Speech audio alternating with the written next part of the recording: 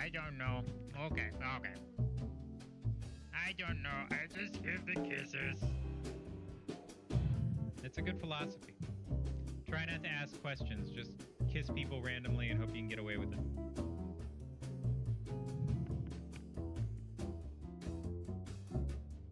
That dog has got one mood, and that mood is happy.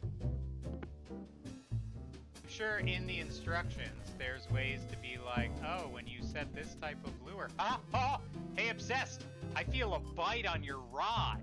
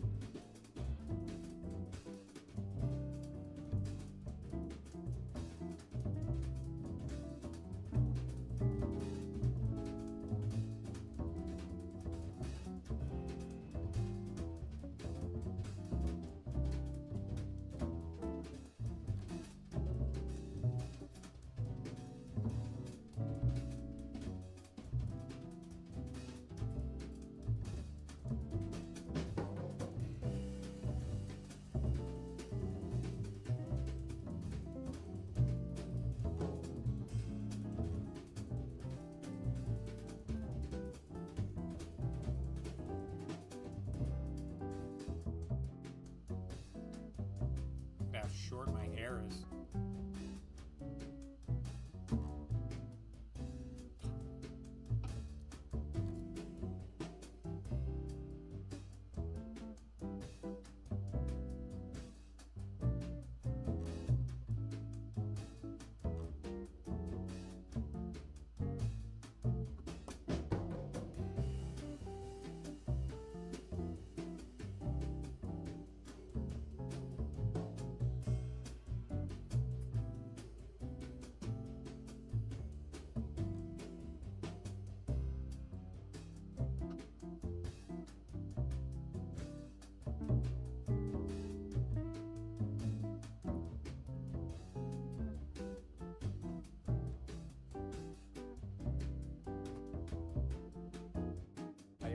You recording? Hi, my name is Johnny. May I have a seat, please? Oh, thank you very much. Have a good day. It's one of those things that you get to a point and all of a sudden you're like, well, I guess I gotta check every room.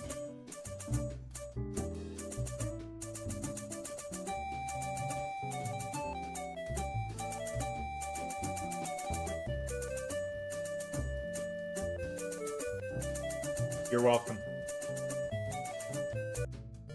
Okay.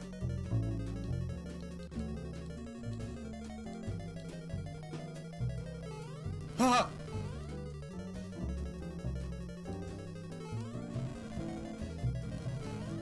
No! No! No! I did! What kind of hitbox bullshit is that?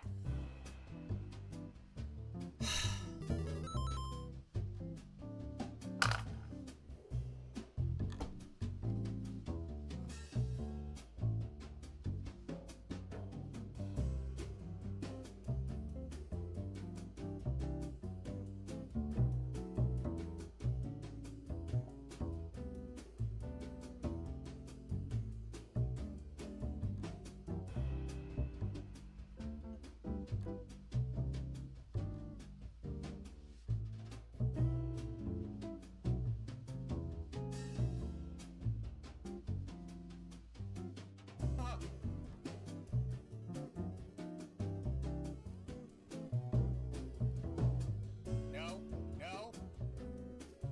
No, I did! What kind of hitbox bullshit is that?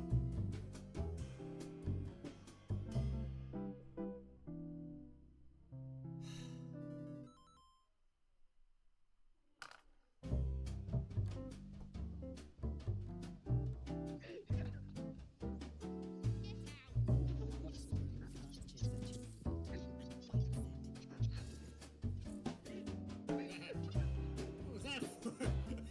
You prick. Oh, you just kicked the shit out of that squirrel.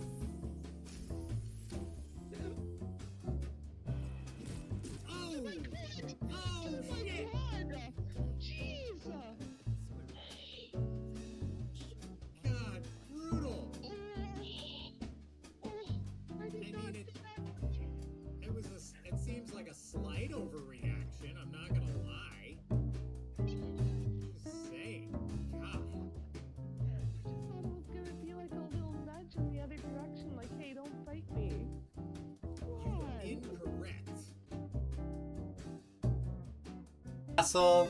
Bah, bah. Easy game. What's the last? I hope it's just more. There's not like another. Oh, hello. I didn't see you there. Welcome in. Hey, Knox. Get ready for the next bit of gold rush. More gold, more Russian. 2 gold, 2 rush. Yeah, this game was too much fun. I wanted to finish it. We're here, we're gonna finish it, and we're gonna see if we can get the other endings as well.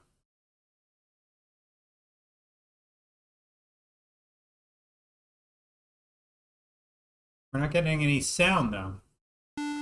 Oh, there we go. Alright. Meanwhile, last time we were panning for gold. So let's go and pan for some more gold. We were just panning for all the gold. And I was operating under the assumption, I'm saying there's got to be an amount that you can pan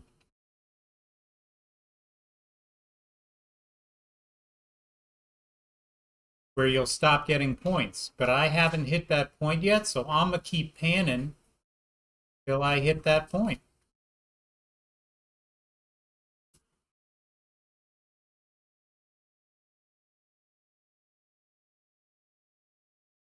Let me just walk like far away from the fort. Maybe that's it. Also, how are you, Knox? I hope your day is going incredibly well. I know you're going to be very valuable for some of the late game puzzles that will present themselves. But look at this too. Like, remember, this is the same graphics engine used to create the original King's Quest games. Look at how gorgeous they make the landscape with the rocks, the trees. You know, they do a really good job with limited resources. There you go, I got 116.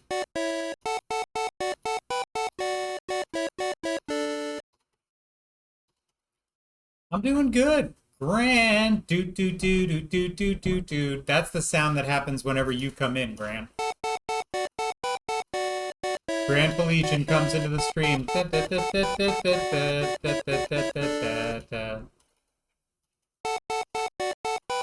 Nothing.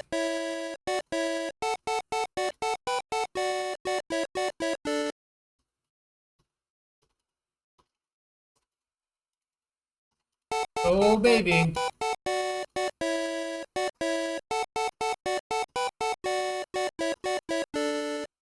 This is just as profitable as doing a Twitch stream, you know? I'd be curious to see how the meetings for these games went. In what capacity? Like, alright, so here's what we're gonna do. You get a pan in a river, and you can just do it over and over again and get 1 point. Oh, what's the limit? Nothing. Whoops, see, there's a guy behind the tree. You see that? So if I pan when he's here, I guess I just have to be too close to him.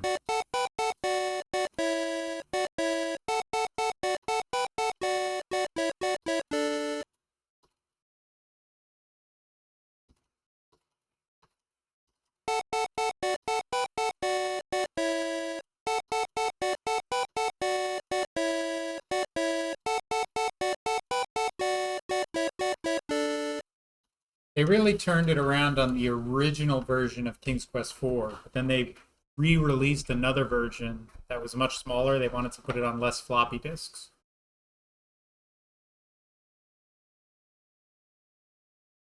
The version most people see now is the one that was re-released, but there was also a version done with this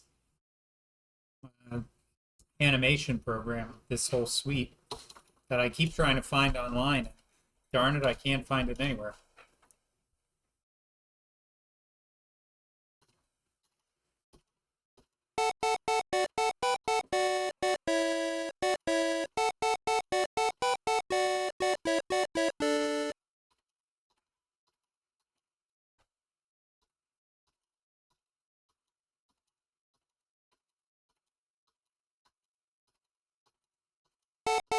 I think you can just keep going back and forth between screens.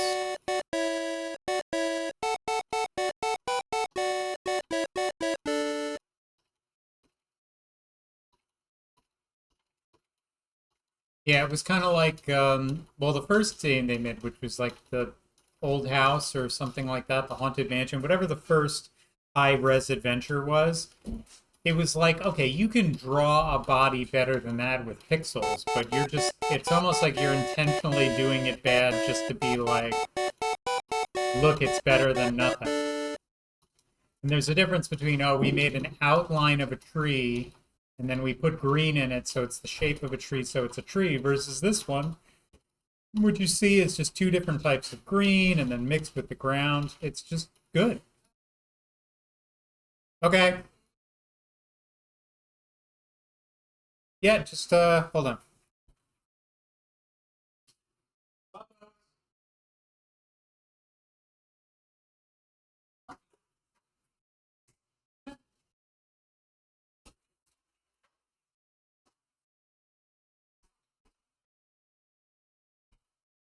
Uh-oh. Uh-oh. There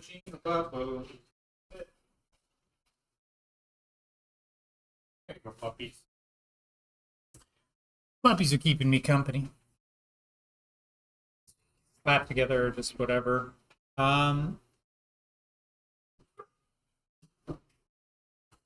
Puppies. Well, you also have to remember that people who are making fan games now with this art style now understand, like, they grew up with these games, or at least have enough experience to understand what a different, higher quality game can look like.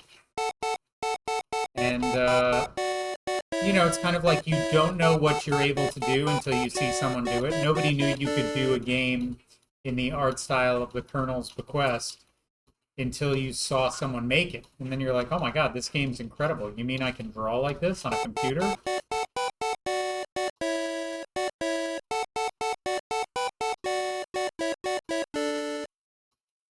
Which is why I'm so happy to make that demake of King's Quest VIII.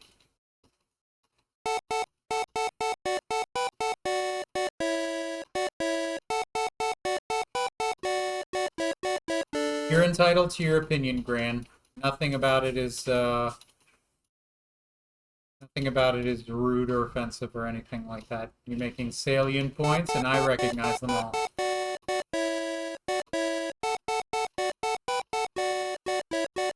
Why would it make you sad?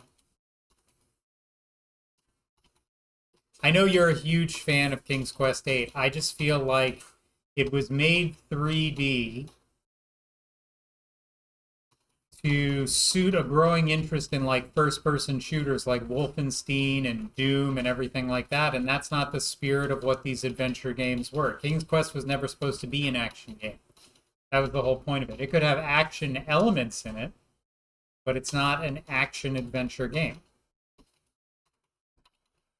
The King's Quest VI remake, I tried it. It was okay. I didn't hate it, but I thought there were certain parts of it that were just ugly and lazy from a background standpoint.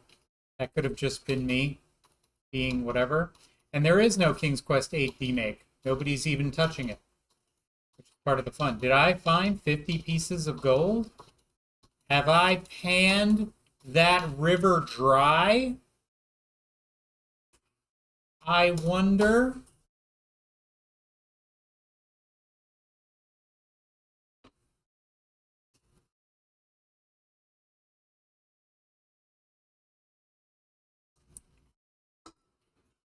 It's okay to try new things, but the new thing clearly didn't work. And here we are 30 years later. People still play the other King's Quest games fondly. And I would say that Activision's remake of the King's Quest series was where I could see it going, which was sort of an action-adventure-y. You know, it had quick time elements to it, but it wasn't but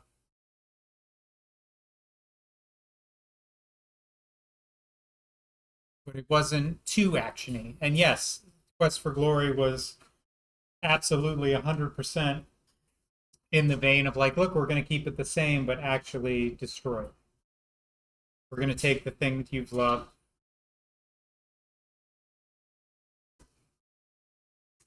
Come here. Hey, puppy. Come here, say hi.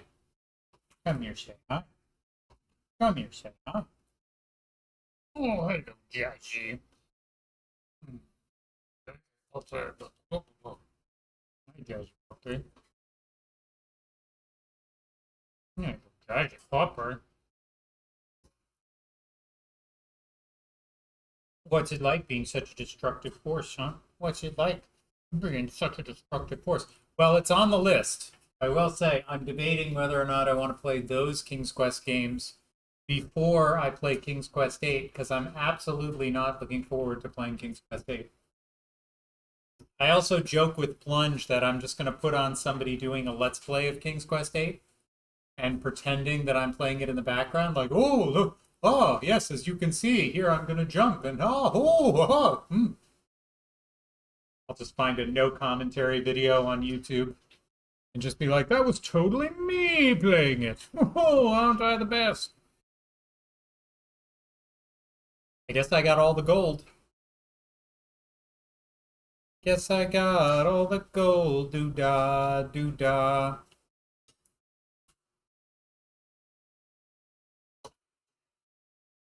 Yes, I found all the gold. Na na na na na na na na na na na na.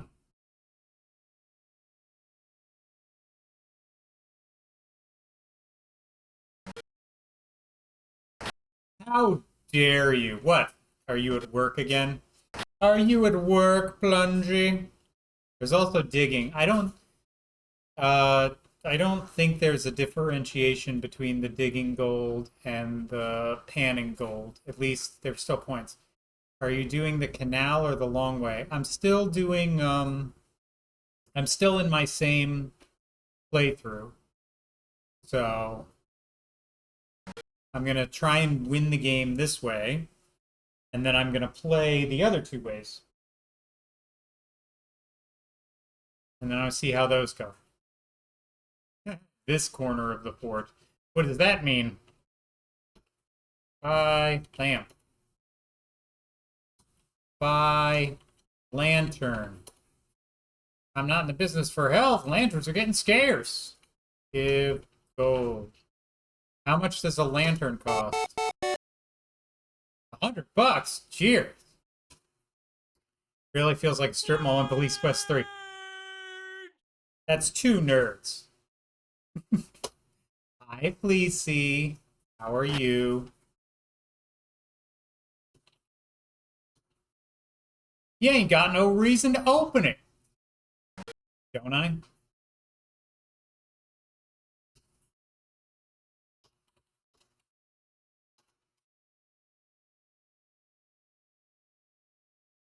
I don't got any...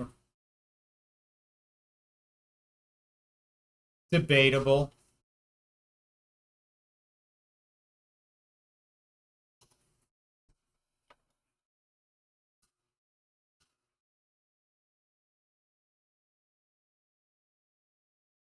Well, now, where do I get a mule?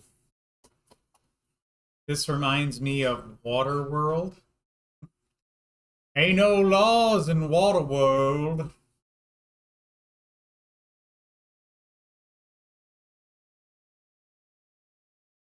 Well, what the fuck is this? I never even saw this place before. I'm finding new places in the fort. I thought I caught everything.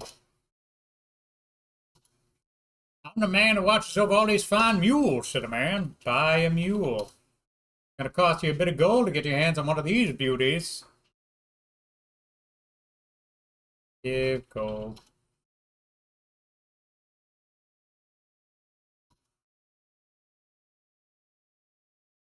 Come on there, lazy good-for-nothing mule.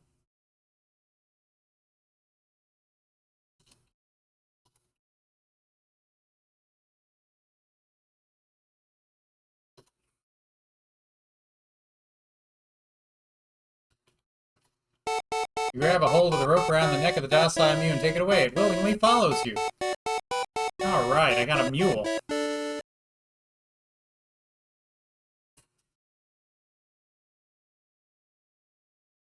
I think if I remember... Oh, here we go. Hang there, Phil. I'll be right with you. No, I'm afraid I just flew myself.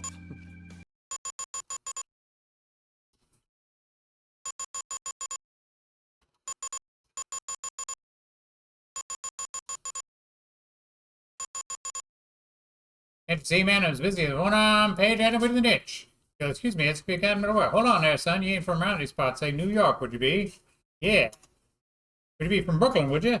Yeah. Your last name ain't Dern by any chance, is it? What is my last name? What's my last name? What's my last name? Wilson. It's not Wilson. What is my last name? I forget. Repulsive. Well, I mean, all of those are correct. Hold on, let me get the manual for this. Gold mine manual.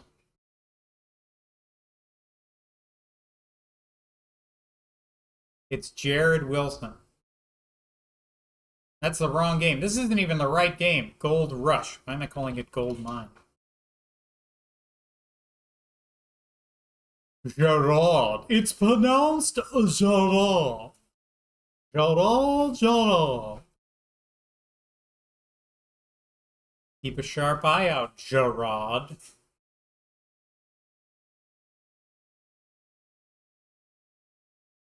Yeah, but it is Wilson. Okay, I'm sorry for doubting you, Knox.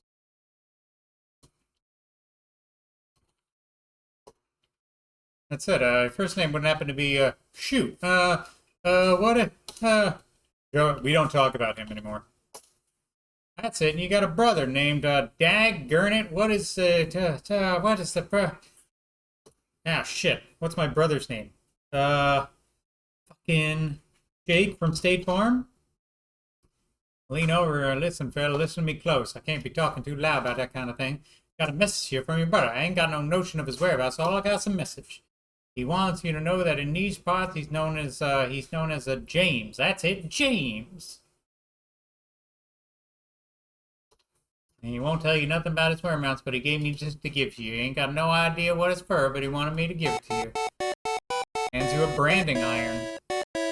You know, right on the trail to find your brother must have something big, really big.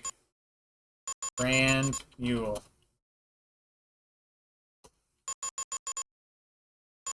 Warm iron.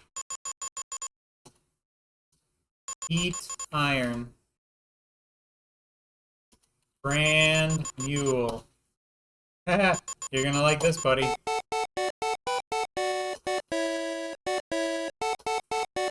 Book brand. This slow, lazy, and awkward mule serves a special purpose. Okay, what is it? What is it?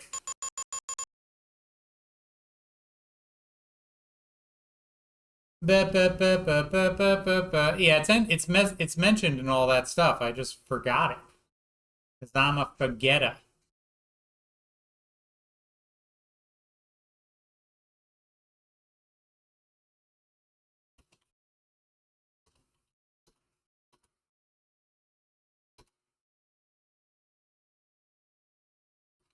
This mule is slow and lazy. If you had a trusty one, it could lead to riches.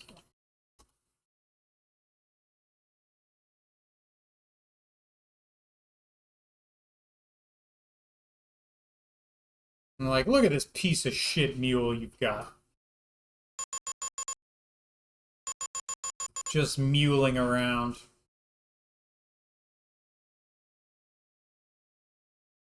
I mean, he's slow and everything, but he always seems to be faster than me on the screen transitions. Is that a graveyard?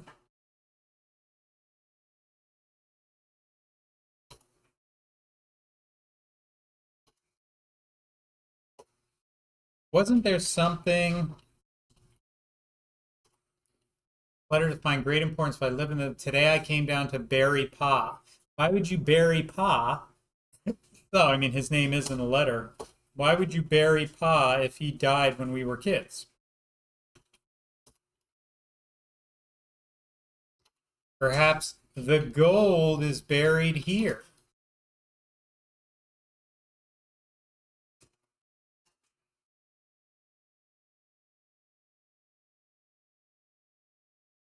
Where's the fucking mule? Did I just lose the mule?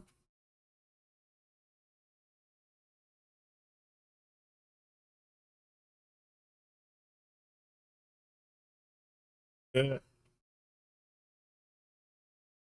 Did I just save after I lost the mule? No, okay. About to say. But what do I do with him now? I can't.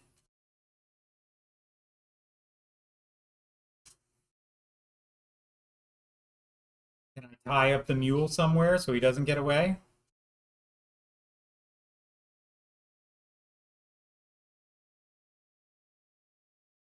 Where in the fort is that, Knox?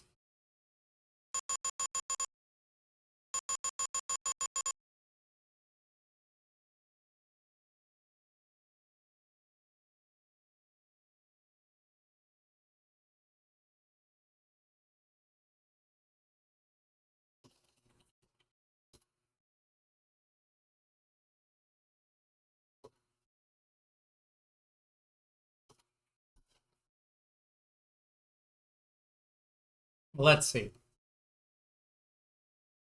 Where can I leave my mule, my mule? Where can I leave my mule today?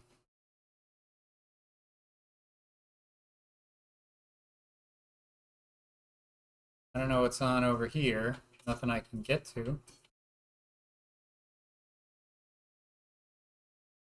Over here? No.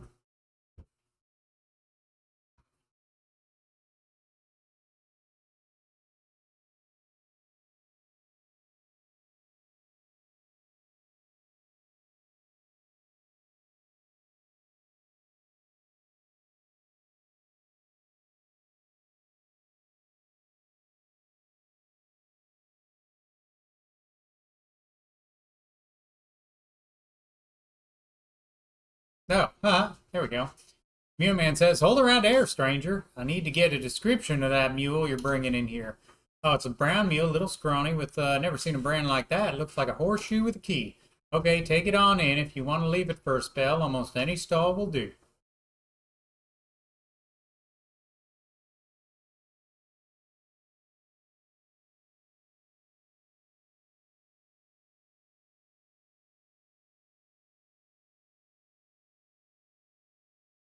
Leave mule.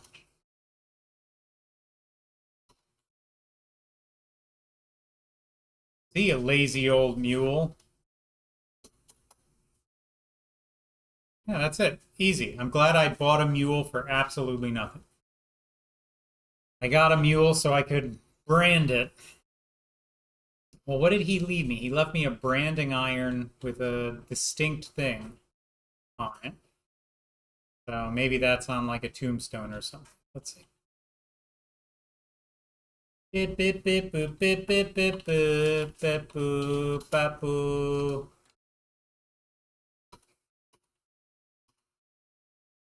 Crown was worn by an empty gun.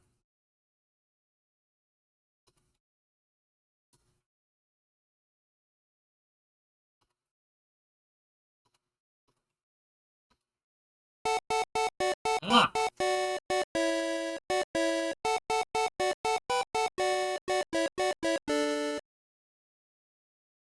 Mourned by sons James and Gerard. A place in our hearts is always reserved for thee. Psalm 23. Are you talking about in what's its face? In Stardew? Yeah, well, the letter's got holes on it. You must be a genius. You take the letter from your long lost brother out of your pocket, hold it up to the tombstone.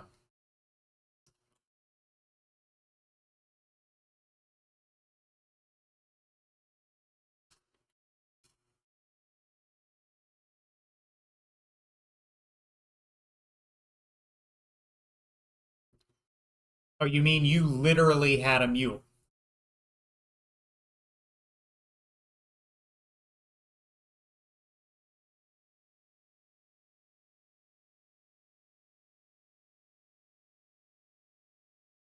Well, this is terrible. All right, I got to turn the speed down. No. Hold it right there. Through the holes in the letter, you see these characters. Route 21. Route 21. Ari. Is that room 21?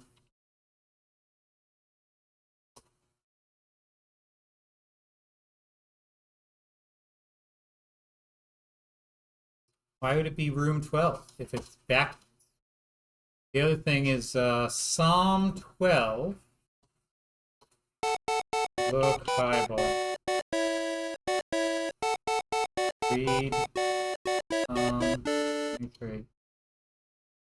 The Lord is my shepherd, I shall not want. He maketh me to lie down in green pastures. He leadeth me beside the still waters. Restoreth my soul, he leadeth me the path of righteousness for his name's sake. Yea, though I walk through the valley of the shadow of death, I shall feel no evil.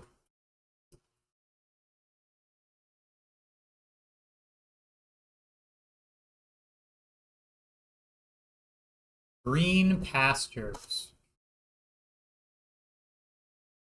I don't know what that means, but green pasture.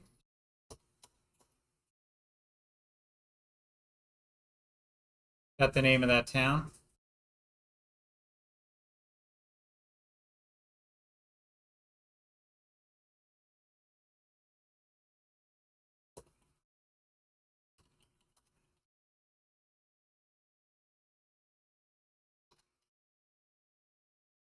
Mr. Bell owns this mule.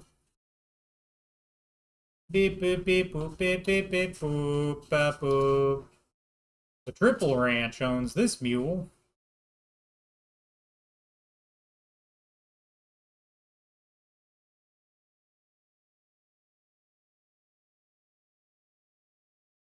This slow, lazy, and awkward mule moves a special purpose. Well, that's my mule, but why? This trusty, high-spirited, and stubborn mule bears a special brand. Take mule. You grab the piece of rope hanging and begins to follow you. So, oh, did my brother leave a mule here?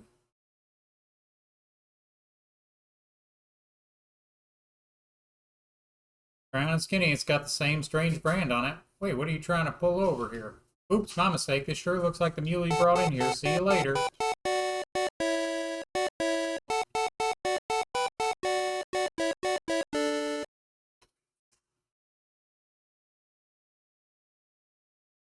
Okay. Mule swapping 101. My brother got turned into a mule.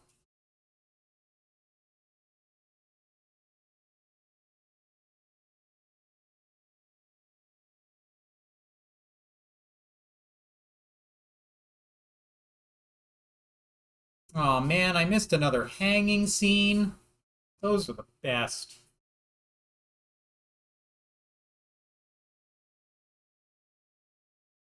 Nothing to see but me and my trusty mule walking together, friends forever.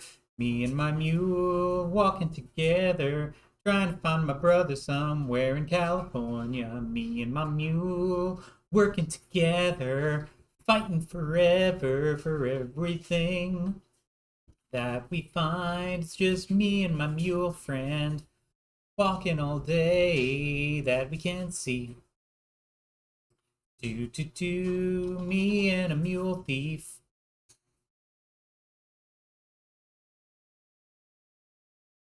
Walking through the dense, rich shrubbery, nothing to see with me and my mule thief.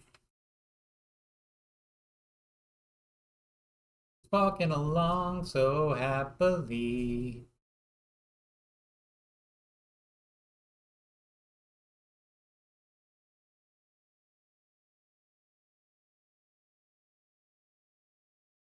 Beep beep boop boop beep beep beep boop boop boop boop boop.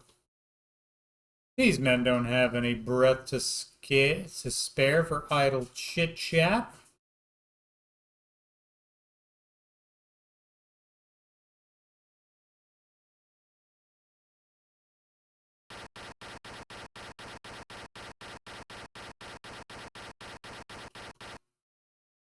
Today's a day to work inside. Couldn't have picked a better day to be out in the sun.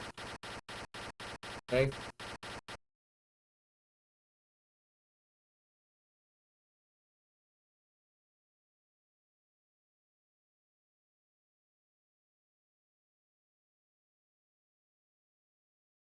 Well, green pastures. Well, we know where we're going.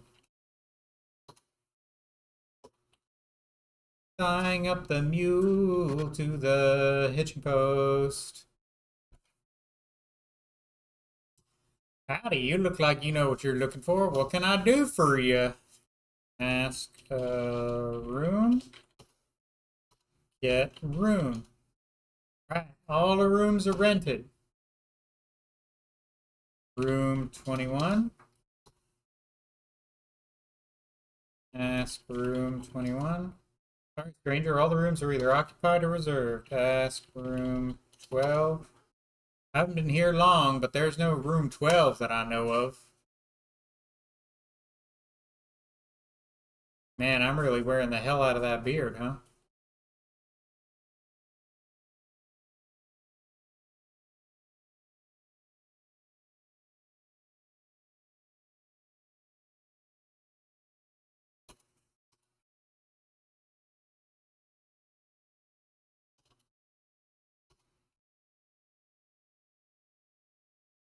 Well, we know where we're going.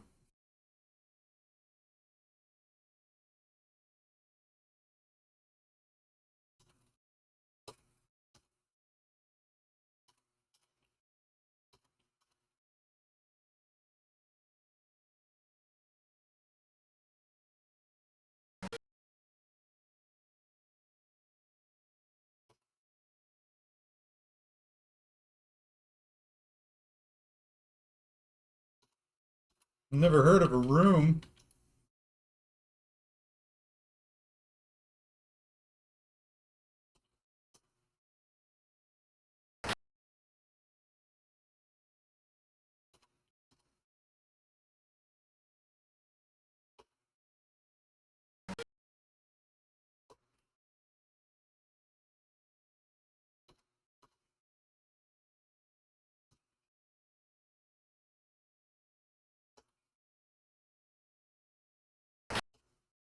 Okay.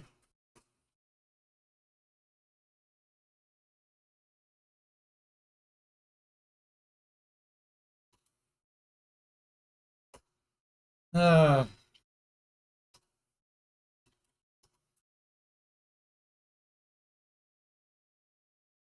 you ain't a registered renter, you couldn't have a message. Oh my Wilkers, I nearly forgot. A message to give the beggar. That beggar staying in room 11. Would you deliver it for me? Yes.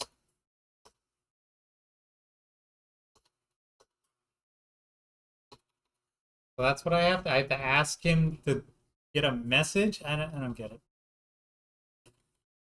This game is so weird.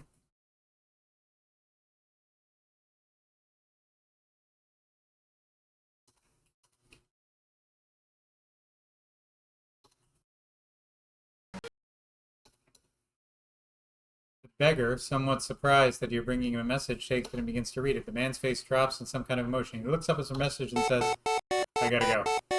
You're in my way, man. I wonder what that message said. It's a clean and tidy hotel room. It has everything a normal hotel room has and a fireplace. But you never know when the man might return.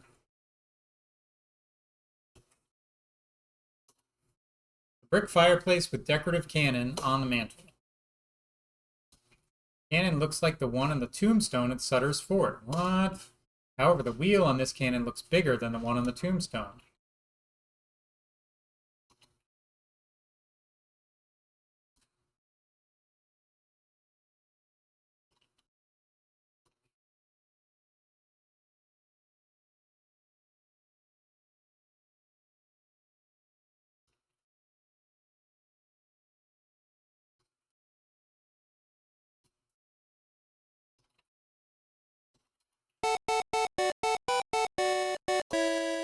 As you continue to turn the wheel, you realize that an ingeniously designed mechanism is raising the back wall in the fireplace. What?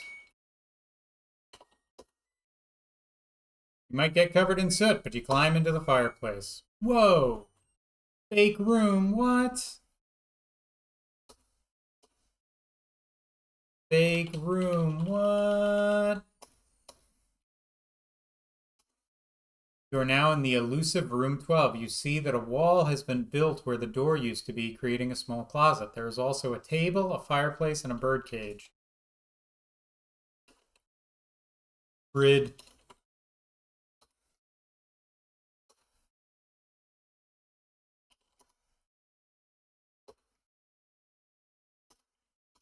See nothing unusual. There's something on the table in the middle of the room. It looks like a handwritten and slightly yellowed note, a magnet, and that's about it.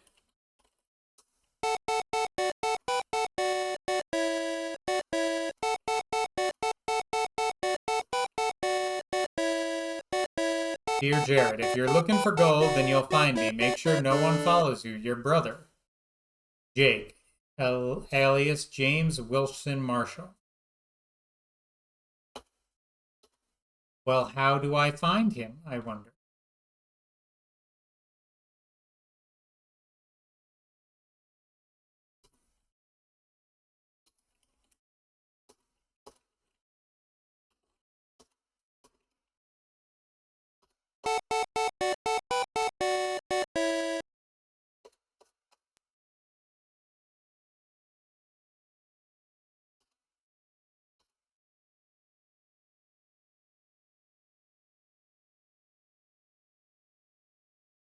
Wait. Wait, what?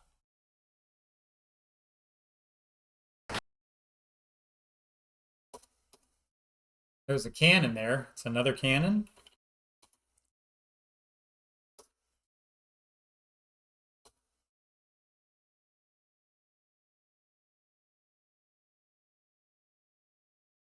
Oh, is that a little bird?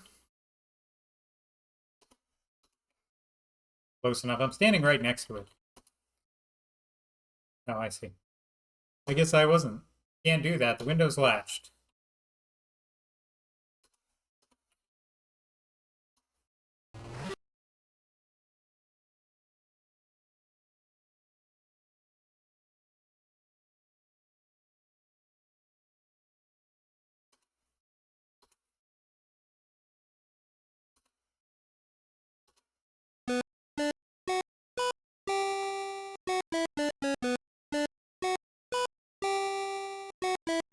What? What is this? What's going on?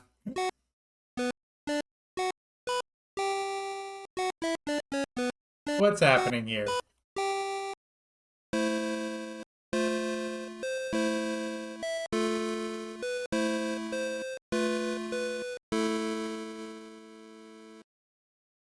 Yeah, but how can you get into the room if it's latched?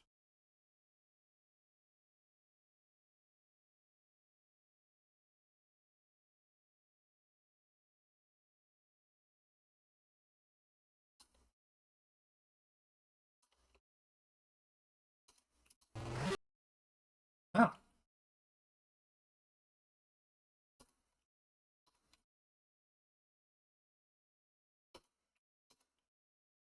Okay. Hi, bird.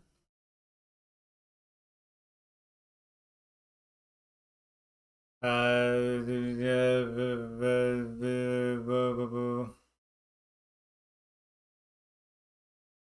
can't feed the bird anything.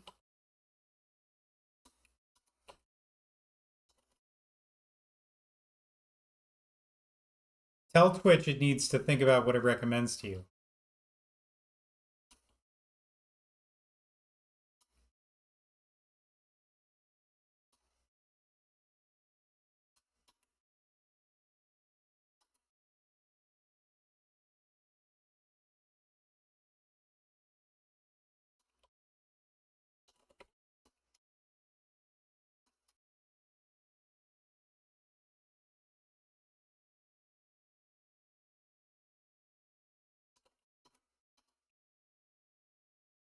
I don't know. So am I supposed to climb out the window? I don't get it. Is that just another way for me to go?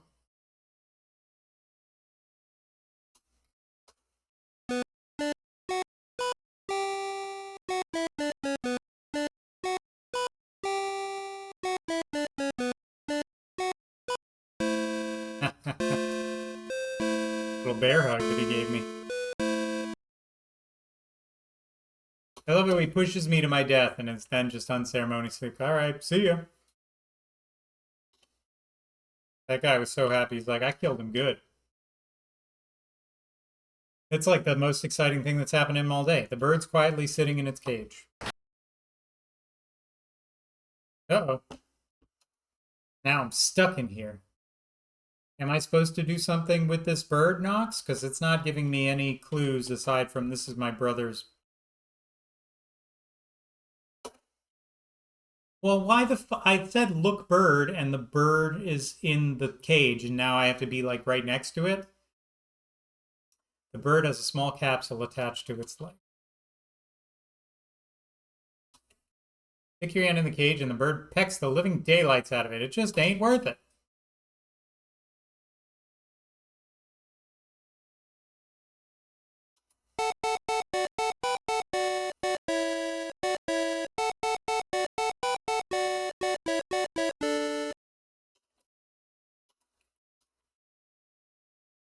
Now what?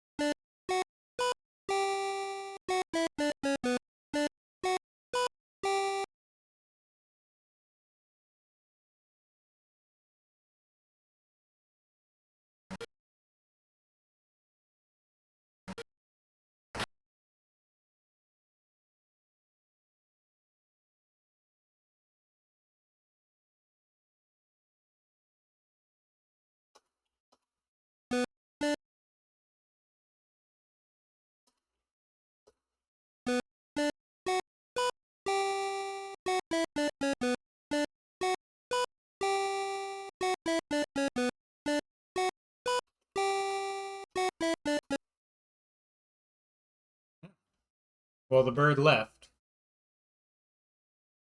Maybe I'm supposed to wait for it to come back now, or do I keep re-spamming, going back and forth?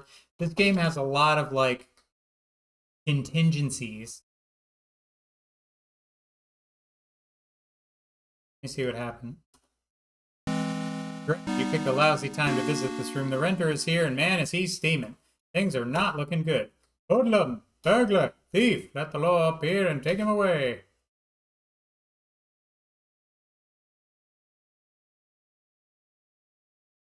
You got any last words?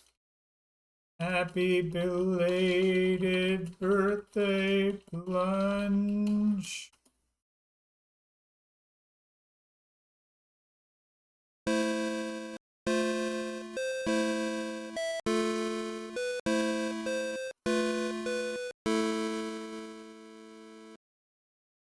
What's the matter, Green Lantern fan? You've never played Gold Rush! Exclamation point?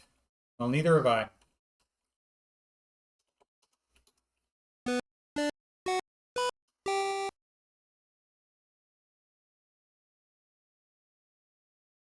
Maybe I gotta wait a minute for the bird to come back. Wow, time en route. 4 months it took me on that wagon to get here. That's pretty funny.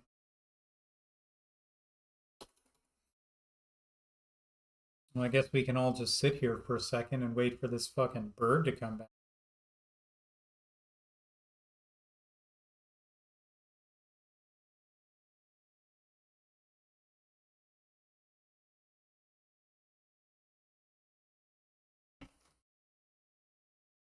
Birdie, birdie, birdie.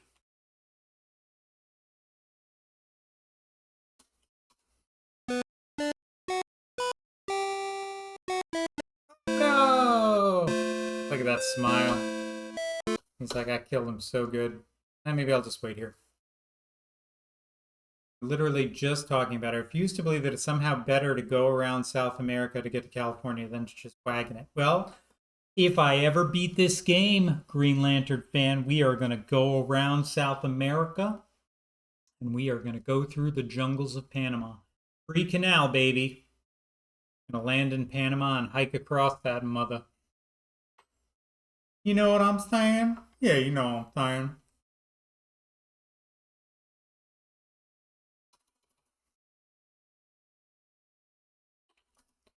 I have a feeling I'm supposed to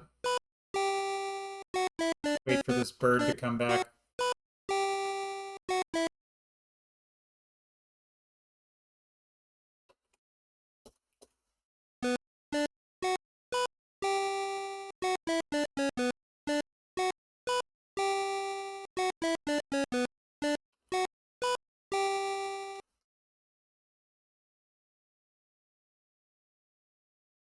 Definitely don't pay the hooker. Why buy the cow when you can get the sex for free?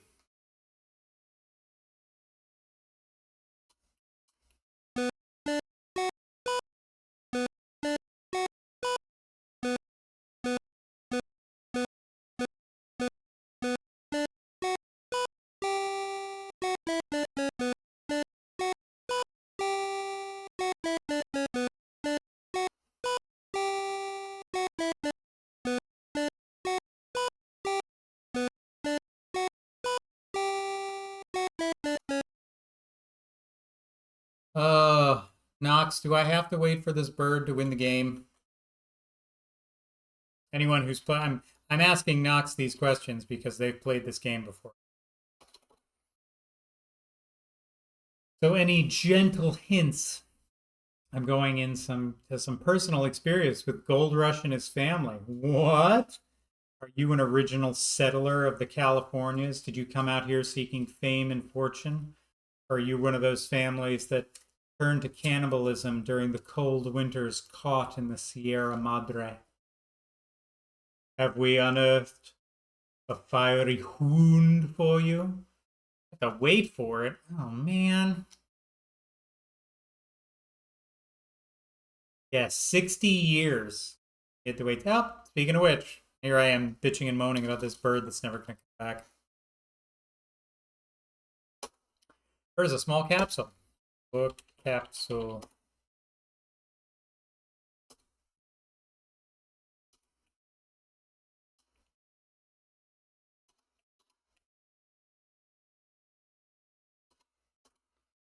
So do I do anything with it once it comes back?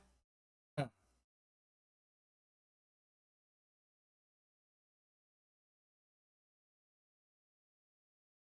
Well, it just left again. Well, let's just wait for this bird to come back again. Let's just wait for this bird. Let's just wait for this bird. I'm just gonna make him dance in place like this. Let's just wait for this bird. Let's just wait for this bird. Let's just wait for this bird to come back with his thing. Gold fever runs in my family. I got the fever, I tells you. I can't stop thinking about gold. Sweet, sweet gold. Wonderful, wonderful, enriching gold. Soon my kids will know the horror and the beauty. There's only one thing that makes this family go choo, choo, choo. And that's the sound of gold. The sound of gold, I tell ya. Let's look at the sound of gold. Let's look at the sound of gold. Let's look at the sound of gold. Let's look at the sound of gold. There we go.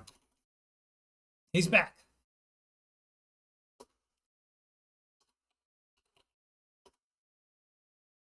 Oh, good.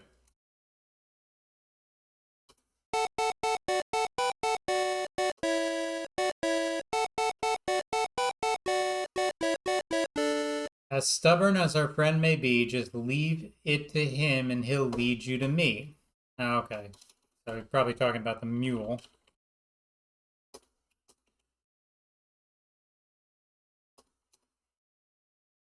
Beep, beep, beep, boop, beep, beep, beep, boop, bop, boop.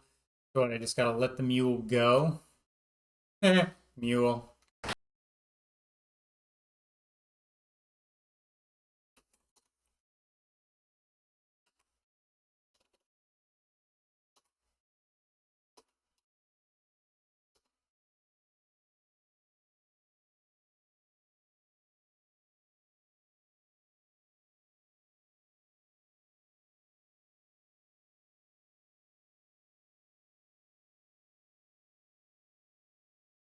Oh, well, it ran away.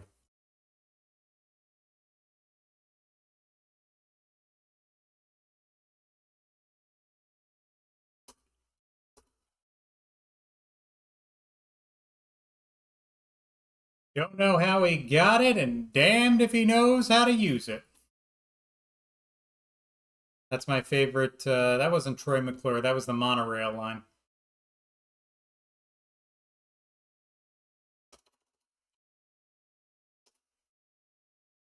Try to get a smidgen further out of town. Excellent use of the word smidgen.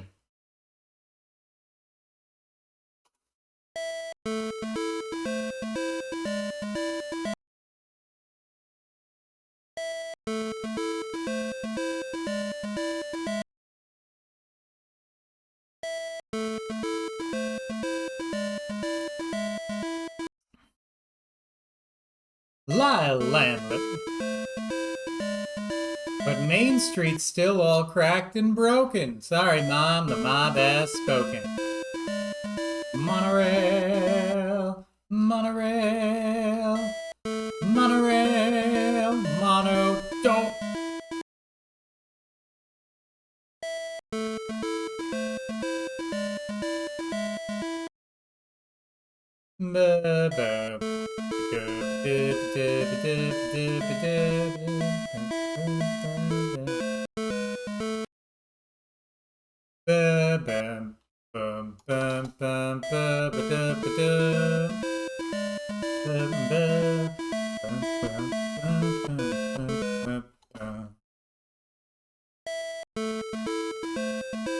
Following the mule,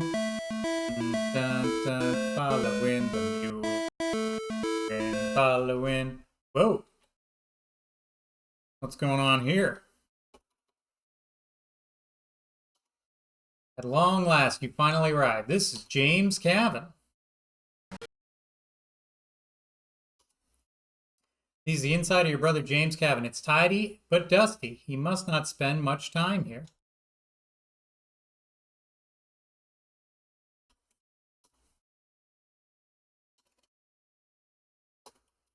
Stove in the corner of the cabin with supply of firewood. Take wood. Open stove. Book bed. Book rug.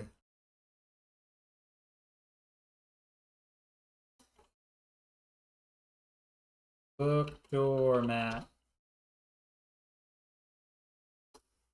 Move doormat. Book under doormat. Take doormat.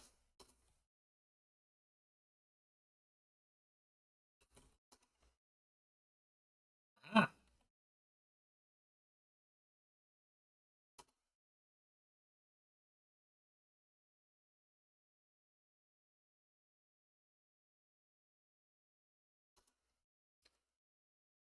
Are you on the Erie Canal now? I'm not sure.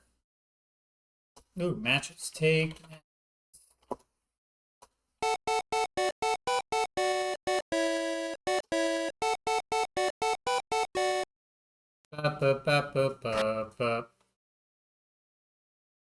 Well, the mule left.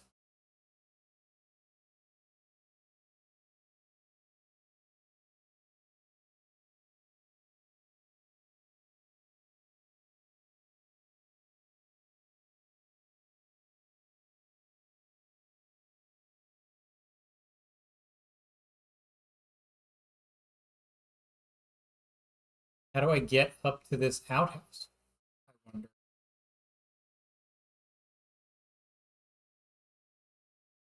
Huh. Some weird King's Quest IV physics.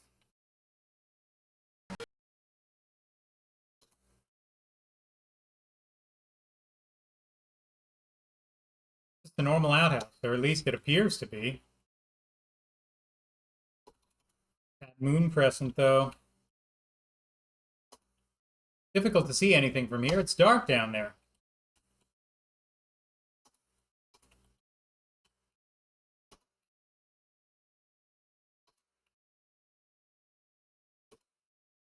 Do I really have to do this?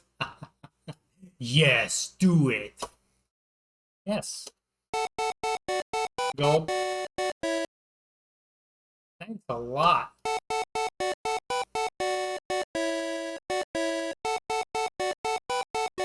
1849, yep.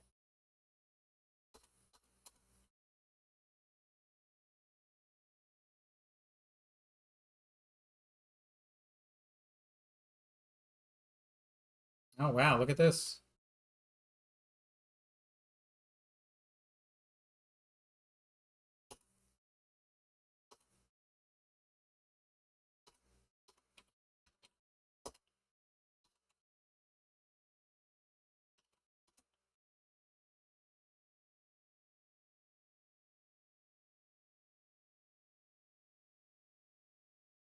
Ugh, use the outhouse? Gross.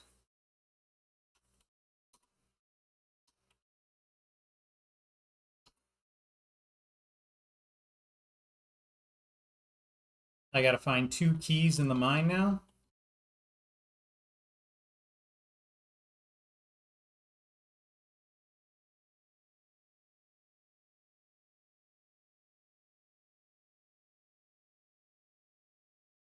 How do I even get down?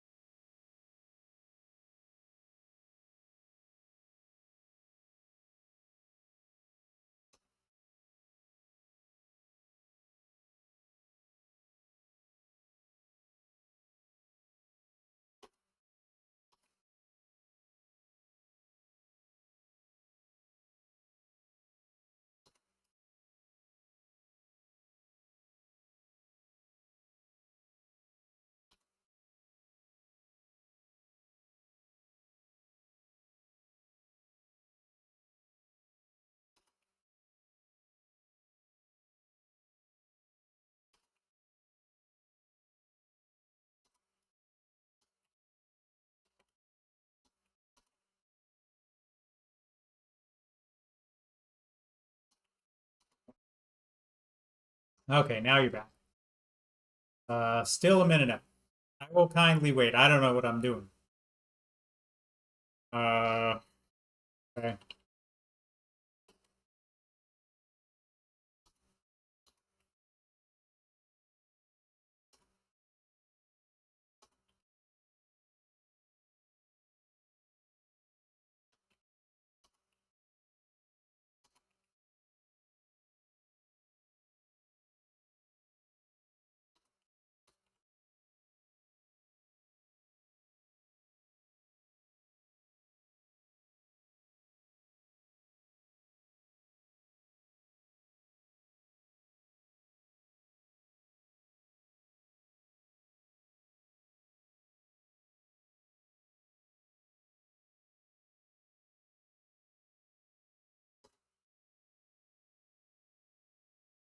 All right, I'll take a gentle clue if anybody has one.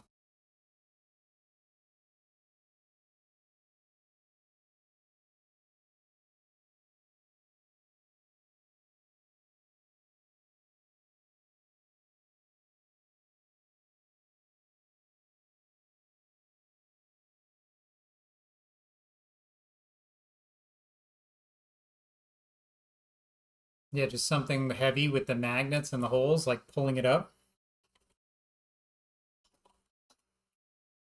You're full of good ideas. You put the magnet with the string attached through the hole in the door. Okay. Now.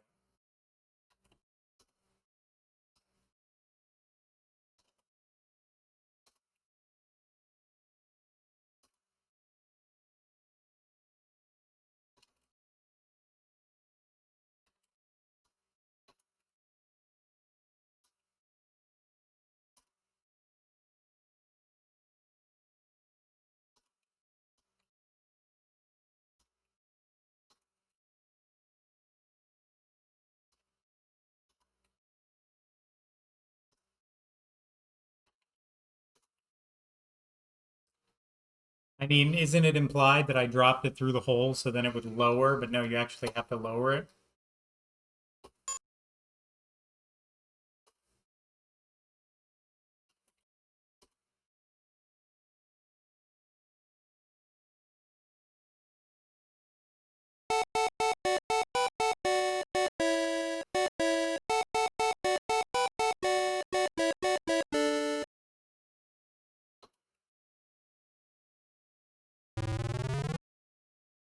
Okay. About to die in a mine. What an unintuitive puzzle.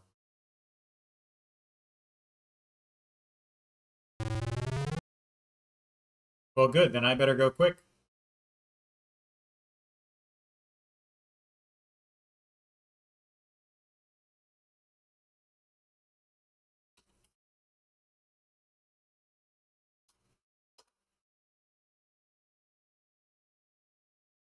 I mean, the good news is I don't even need to light the lantern. I can just walk. Oh, God, watch your step on those ladders. Even in the depth of darkness, death has found you. Well, all right.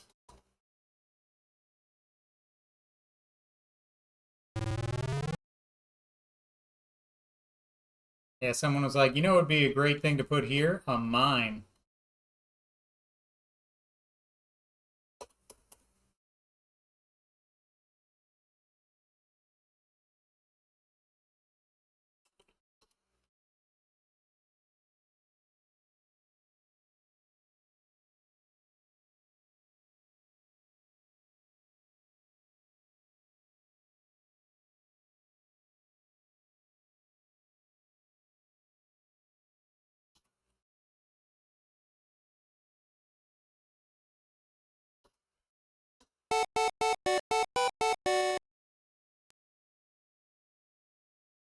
Oh. All right, that's a dead end.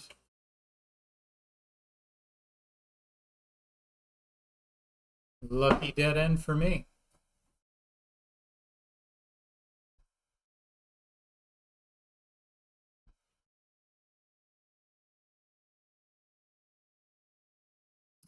Come on, I climbed off very articulately there. I didn't fall to my death.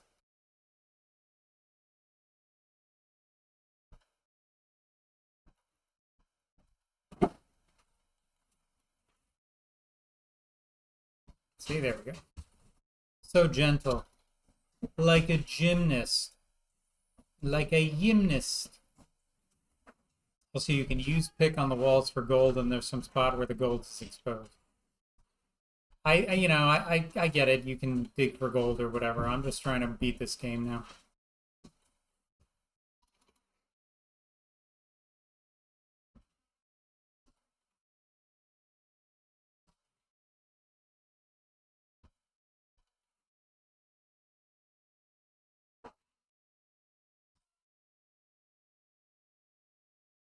No, nothing here.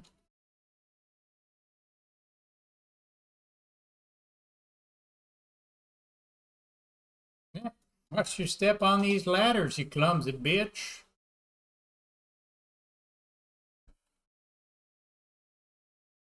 I'm running out of places to go.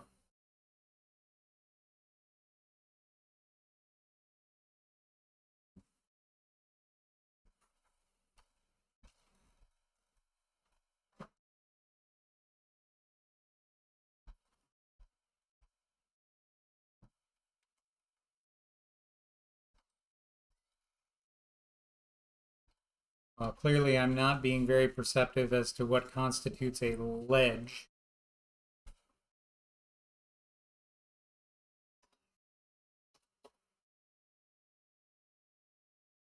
Or a passageway, even.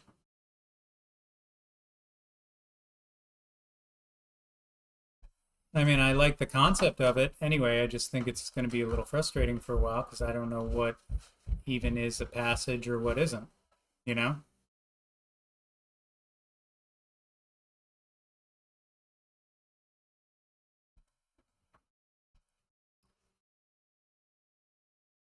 It looks like there's a way to go to the next thing here. But I need to find the magic spot to stand on.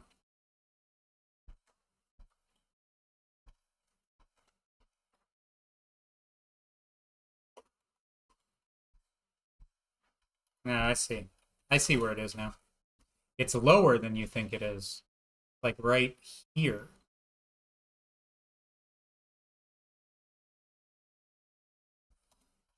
Stupid. And once it starts the falling animation, you're just like, oh, well, you're just falling on it now. Look at that. Bullshit.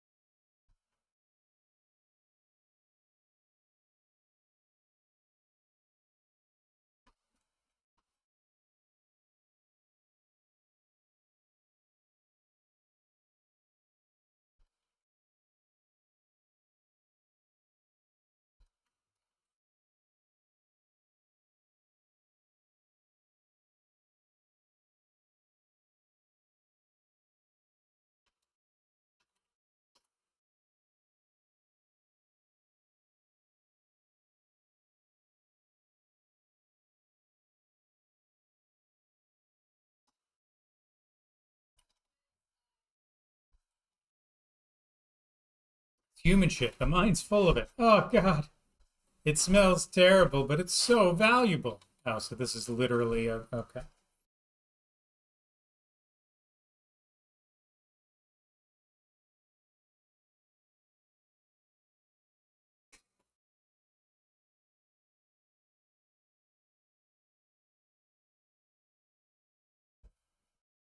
Come on.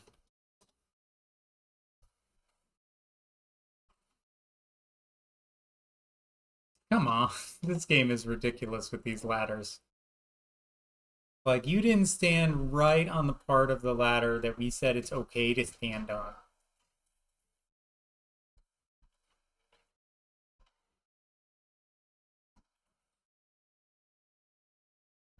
Oh, did I just load again by accident? I'm so used to dying. I'm just loading by accident. Here we go.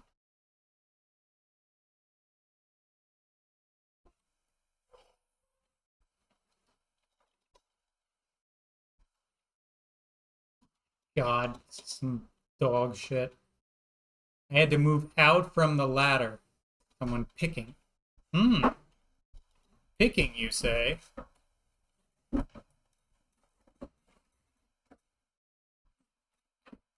Try it without lighting the lantern sometime.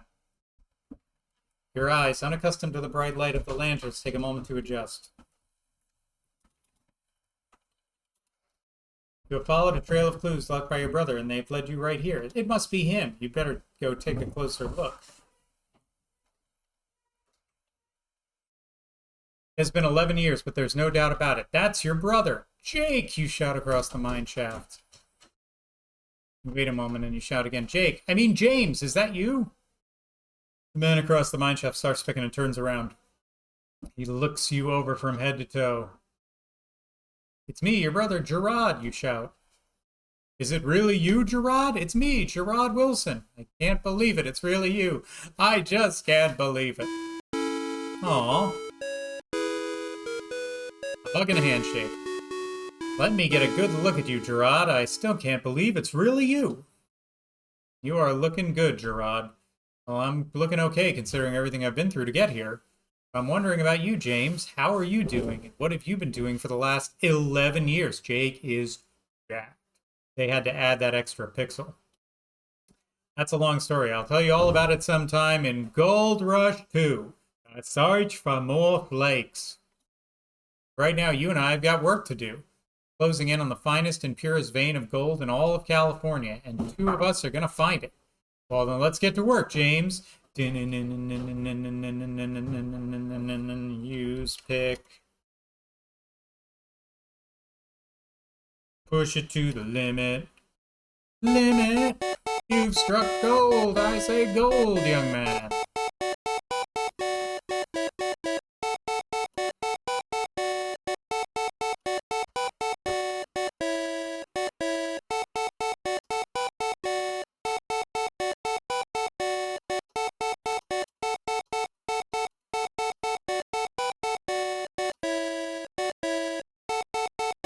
Hey, James, look at this.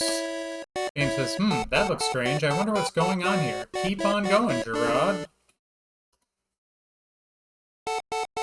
Getting bigger, James. I see it, brother. Keep going. My God, look at that. Keep swinging that picture out. It's almost big enough to get through. My heart is pounding, James. What do you think is behind it? I don't know, Gerard, but my knees are getting weak. And that's when Gerard and James fought to the death. Their brotherly bond shattered by the promise of riches. With great anticipation, you crawl through the hole into the underground cavern. Whoa! For a moment, you and James stand in awe of what you have found. The silence is broken only by echoes of the splashing stream winding through the cavern. The light of the lantern reflects a gold glimmer all around you. This must be a dream.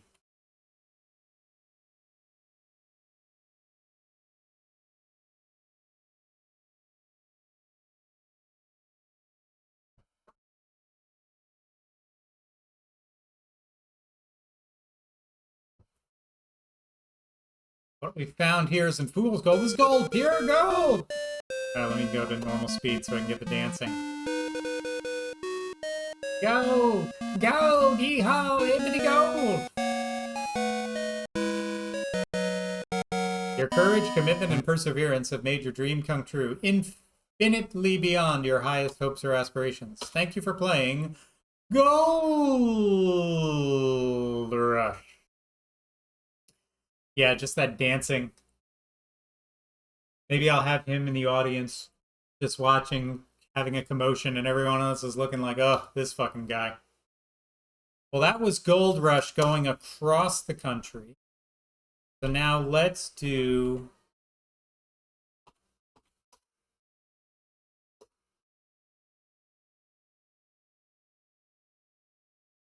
Look at this clean-cut fella.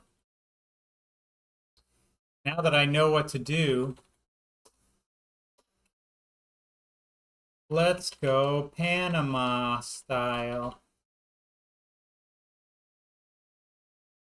So you can get to California 3 different ways. So I'm just going to do that. Let's try again. So now that I know what to do, he said, not knowing, I'm going to try it all the different ways. Gate. Unlock door. Book album. Take photo. Close desk. Take slip. Book desk.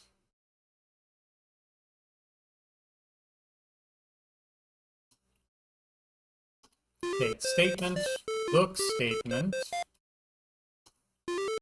89. It was 87 last time in honor of Plunge. But now it's 89.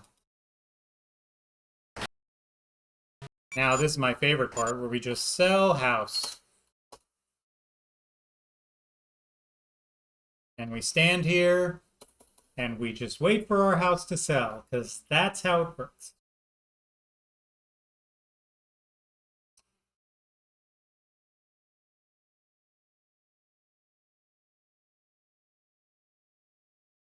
Like Michael Scott declaring bankruptcy.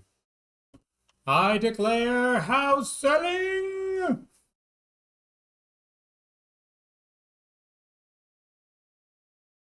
And just do all the stuff you have to do. You have to quit your job. You have to get the letter from your brother, and you have to empty out your bank account. Oh, and also you have to get the gold coin from the thing. And I don't know what you have to get in Panama, but we're going to find out.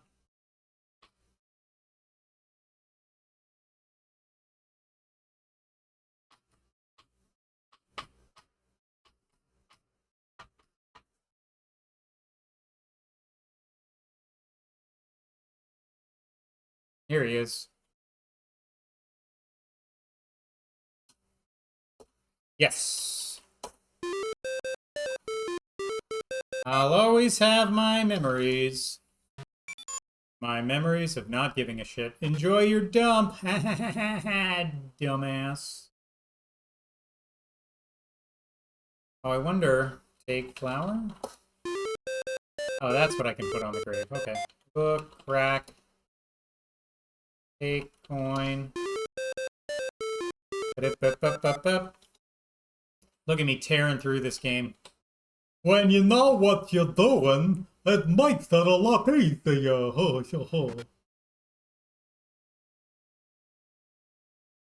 Ring bell. You can ring my bell. Ring my bell.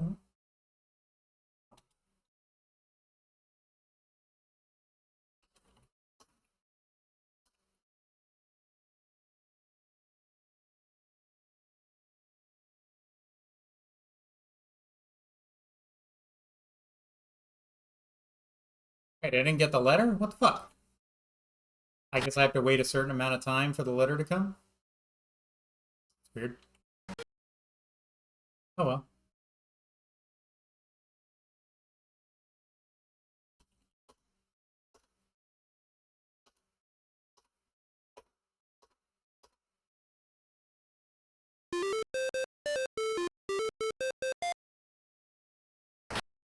You can ring my bell. Ring my bell.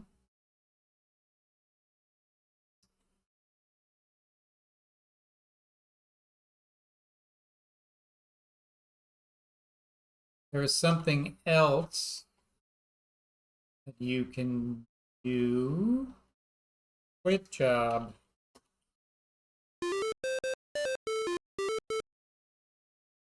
There was something in my office.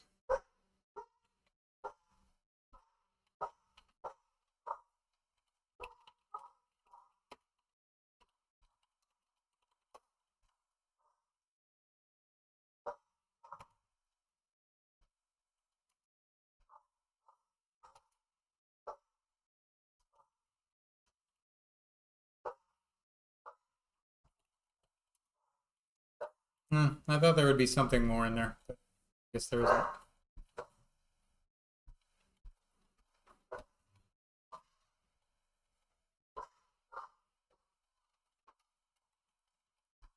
Bam.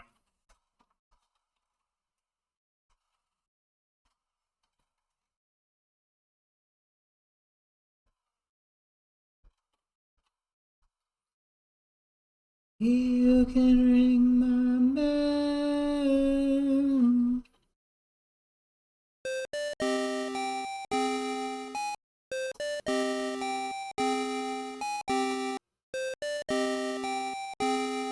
It was a dark, damp, dreary, cold, rainy, windy winter night. That's a lot of things for that winter night. 20 years ago, that your mother and father were suddenly taken in an unfortunate horse-drawn buggy accident. How quickly and tragically they were taken. You never have, and most likely never will, understand why. Ah, the dreaded buggy accident. Those buggies can be so buggy at times.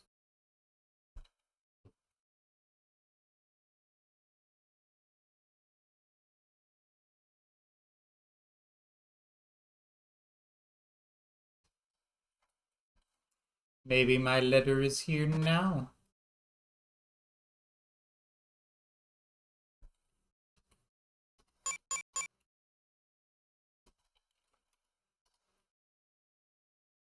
There we go.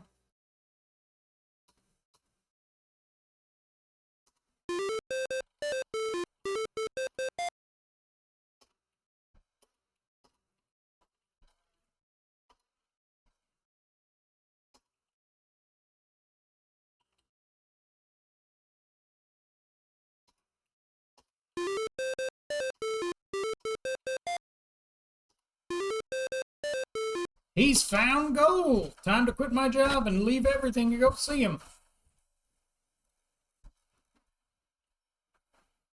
All right, so this is, I think I've done everything I need to do. I have the gold flake, the family photo, yada, yada, yada. And I'm just going to get on a boat.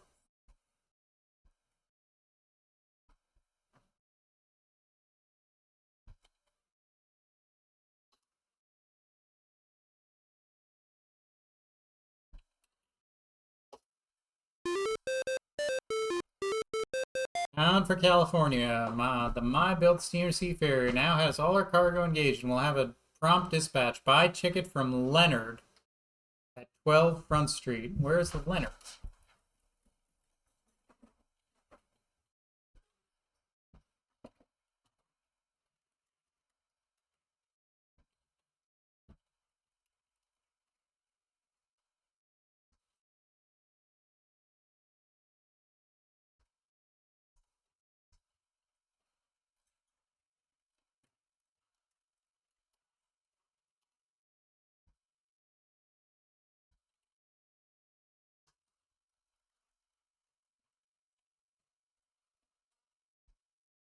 Not my house anymore, Knox.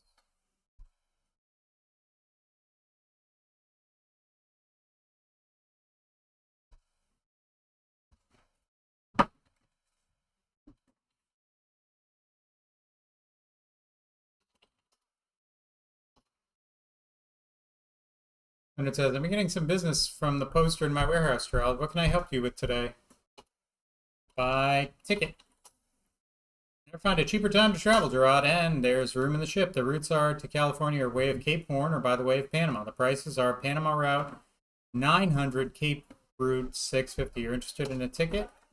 Yes. Which are you interested in, Cape Horn or Panama? Well, let's do Panama. Panama. Panama. Would you like to buy a ticket? Yes. That'll be 900 cash. Please give cash.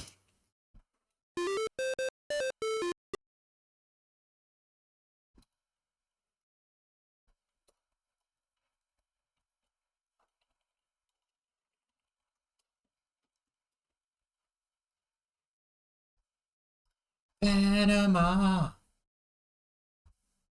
Panama.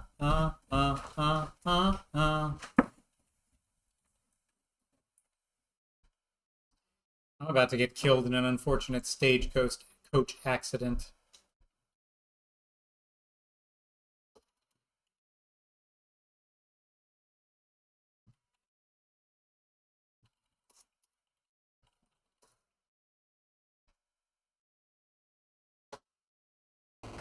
All aboard!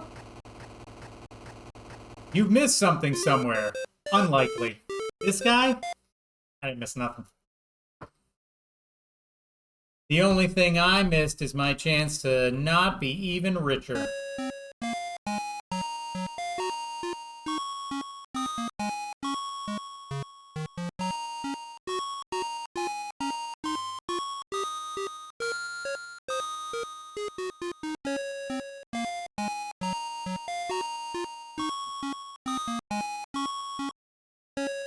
Who needs money when you've got obsessive repulsive playing games from 30 years ago? Hello, Volmek. Long time no see. Have you ever played Gold Rush, Volmek? Have you ever played this one? We're just going to sail across the jungle, sail to Panama, and I can cross the jungles there myself. No big deal. No biggie. It's actually pretty entertaining. The Panama route, since it is in most cases the most expensive route, generally attracts the slightly more sophisticated passenger. But the jungle has no respect for sophistication, only surprises. Some of these people haven't seen a hard day's work in their entire lives, save for chopping that firewood for mother. But nonetheless, it has become the route taken by New York brokers, Philadelphia lawyers, Boston bankers, and big city doctors. The captain advises the passengers it will take approximately 2 to 3 weeks to get to the Rio Chagres. There is one main advantage for this route over the Cape Horn route. It normally takes less time than the Cape Horn route, getting you to the California Gold as soon as possible.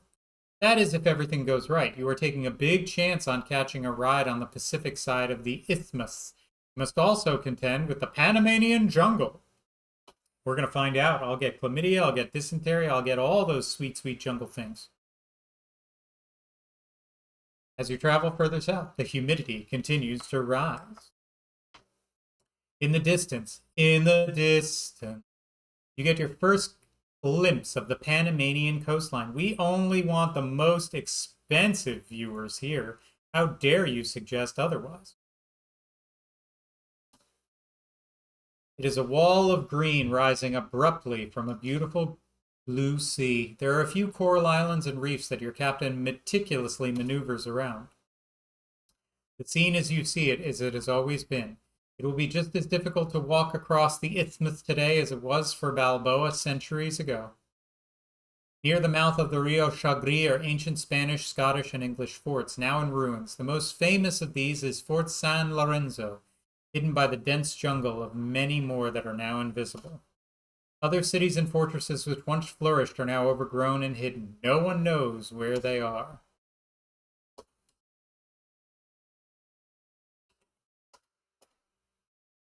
Ships arriving from all over the world are not allowed to dock on the Caribbean side of the isthmus. Ships must anchor offshore, which results in the passengers having to pay exorbitant prices to native business people for a ride to shore. That's pretty sweet. Yeah, that's Manhattan on the East Coast. Closest analog I can find to the inlet is the western side of the San Francisco Bay. San Francisco. You will ride to the shore and 40 miles up the Rio Chagres in small wooden boats. Offshore, it is beautifully silent.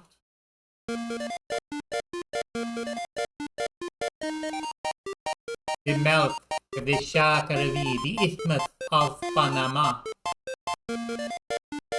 and Fort San Lorenzo, the city of Chagres, the thickest jungle you've ever seen.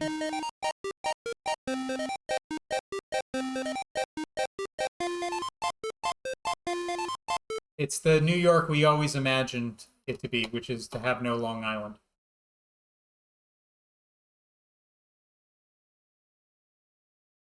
Look at all me and all these other losers about to get murdered in the jungle.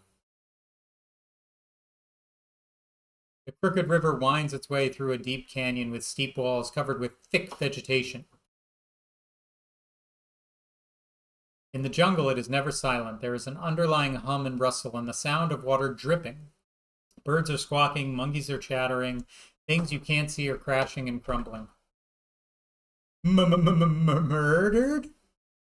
The wildlife is breathtaking. Monkeys are seen swinging in the trees, alligators are sunning on the logs, jaguars stalk the shore, flamingos, pelicans, eagles, blue and white herons, and vultures dot the sky, not to mention all the creatures you can't see that are watching you. Insects are unbearable. They are not just a nuisance, they carry dreaded, deadly diseases. At times, it is necessary to get out of the boat and drag it through the shallow portions of the river. You don't want to touch the jungle plants. Some of them have poisonous juice. Some have 4-inch spikes. Some have blades as long and sharp as swords. Jesus. You sweat continuously. The temperature may only be 85 degrees Fahrenheit, but the air is saturated and perfectly still. All around you is the smell of hot, wet, rotten vegetation. You are beginning to wonder why you ever left the comforts of Brooklyn. Bum, bum, bum, bum, bum, bum, bum, bum. Now the person's like, all right, we're here, get out. The lead native on the shore yells, Hunga bunga, krama zunga, amba wa raza suna fagunga.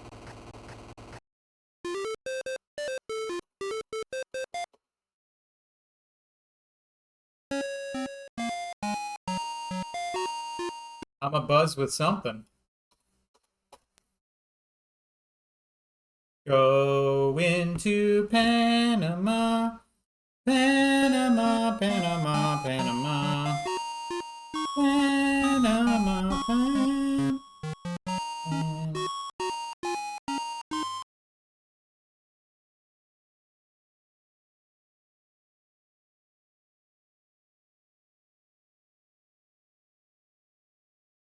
All right.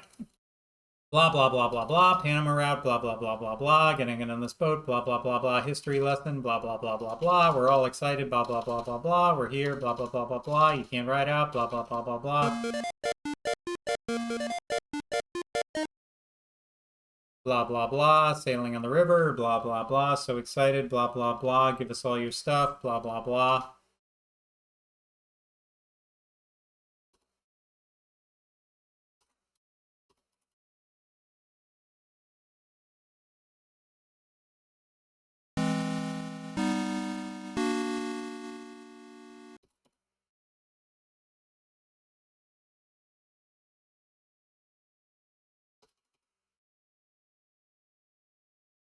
Hey, listen, I did all the parts one time, all right?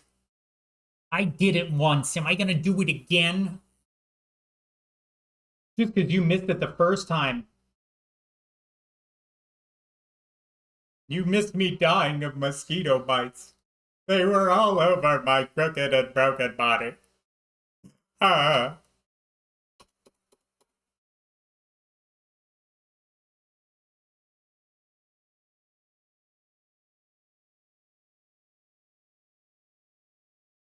Hey, I'm not dying now. And he gives me the Bible, which apparently is a reoccurring thing which you need to have in this game for reasons unclear to me. I'm not watching all these ads just for this half-ass game. Oh no, it can't be. Not the dreaded jungle ants.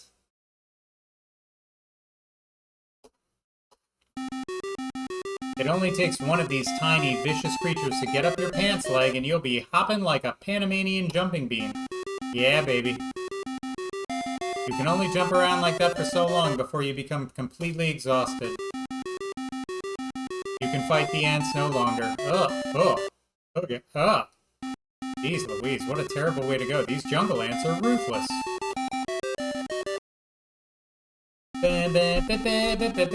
Yeah, of course, everyone knows the dreaded Panamanian jungle ants. Climb. Climb. It's a great idea. Thank you, I'm very smart.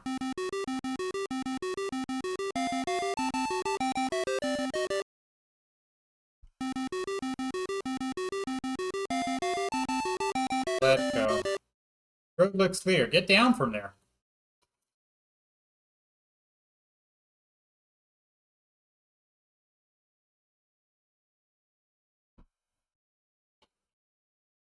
Ouch. Oh, watch out for those jungle plants. They have leaves like swords. There must be another way to get through this jungle. Like fucking what? The fucking jungle plants didn't kill anybody else. That's right, it was now overgrown. There are narrow trails leading through the jungle.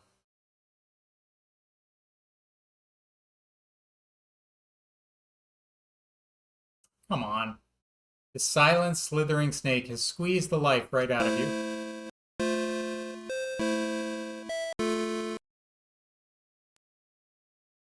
It's very funny.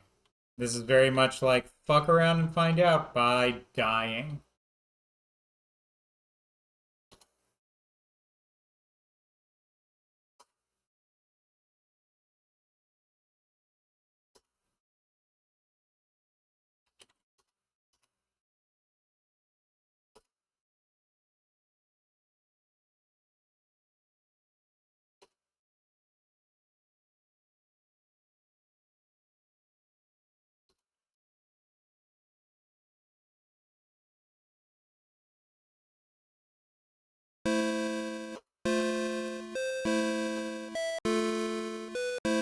Okay.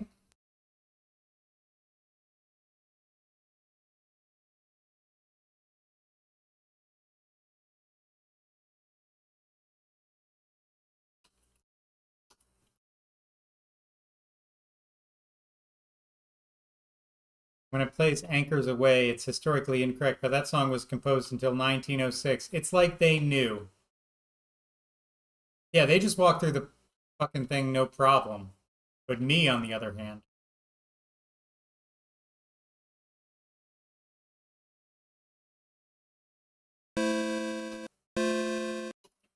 Another way through the jungle. Well, it seems like there's only 2 ways through the jungle, so I don't know.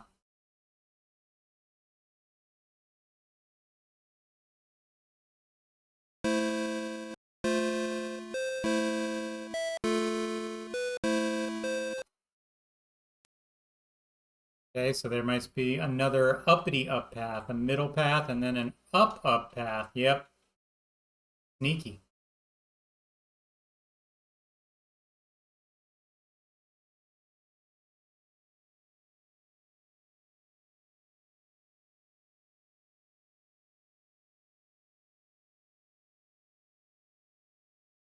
No gold up here, though. Yeah, seriously.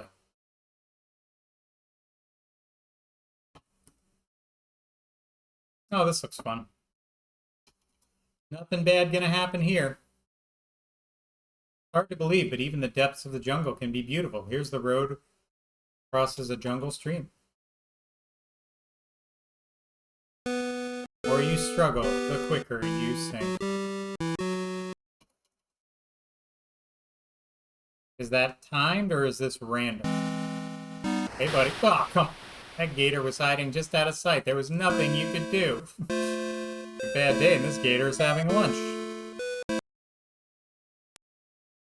Hilarious.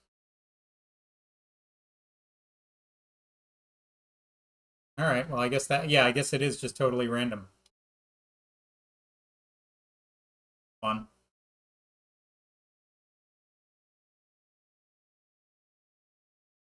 Ya boy, Panama City. Once a traveler makes it to Panama City, his worries are really just beginning. What do you mean they're really just beginning? Why would they just be beginning? That was the hardest part, getting through the jungle. The population of Panama City increases every day due to the sketchy stream of fortune seekers coming across the isthmus.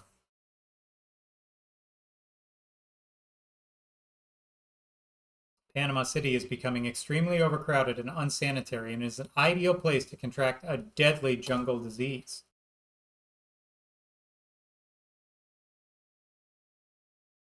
It is difficult to find food or a place to sleep.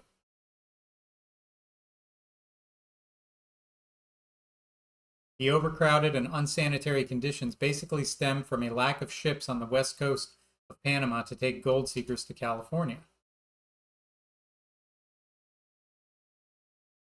The spirit of isthmus. These ships that do leave for California are overloaded to the point of being unsafe. Gold seekers trapped in Panama City will do nearly anything to be the one of the fortunate souls to be on board when the next ship sails. And I do mean anything. Tickets are scalped for 2 or 3 times the price paid for them. I could just sell my ticket, live in Panama City like a king. Fights break out over who will and will not get on the ship and who will be left behind.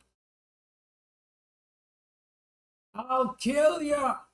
Those who are left behind are forced to retreat back into the city and attempt to fend off the numerous jungle diseases. Ticket scalpers just ruin everything, man. Ticketmaster just ruined everything in Panama. Delays of 2 weeks are usual. Delays of 2 months are not uncommon.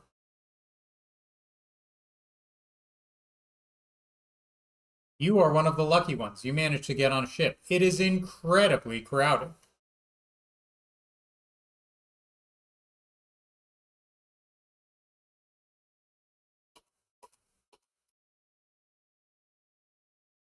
I like this game because I'm learning things. I'd like to learn stuff through a game. A game that teaches you to think and have fun.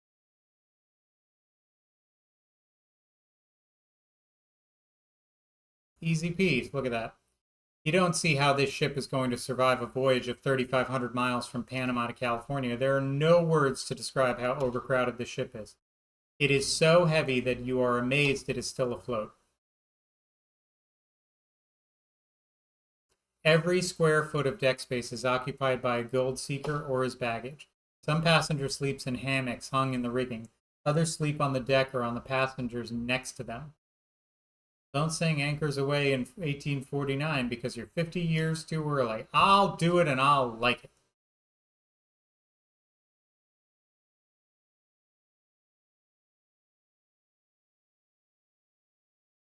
You'll destroy history. You'll cut a hole in the space-time continuum, you fuel. No one on board wants to miss the sight of sailing through that golden gate. The railing is lined with passengers. A loud cheer goes up from the crowd on board as the ship enters into the beautiful bay. It makes a chill run up and down your spine. This is a sight you will not soon forget.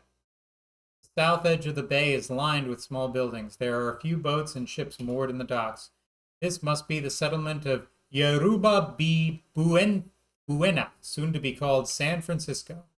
It looks like the ship you are riding is one of the first to arrive. This brings a little glimmer into every eye on board. Ship isn't moving fast enough. If the captain passed out oars, you would gladly row. If it would only save a minute, you are ready to start panning for that California gold. Give me the gold. Don't give up.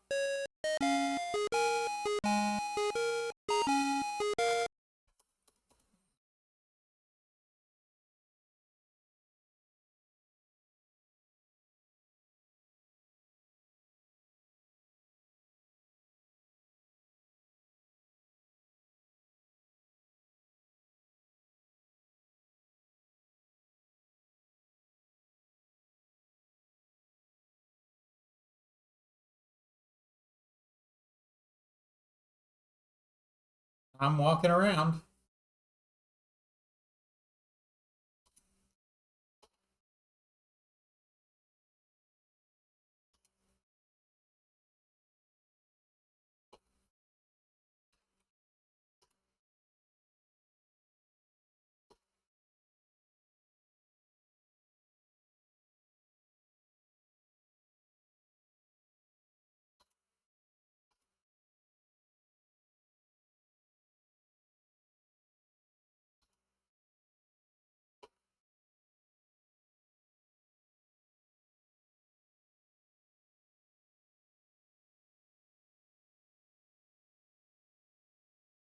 Well, now what do I do? Now, what do you mean?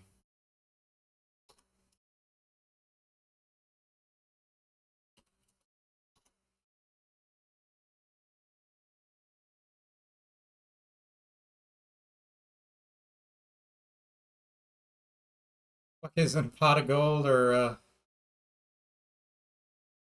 might have to restore? How do I restore?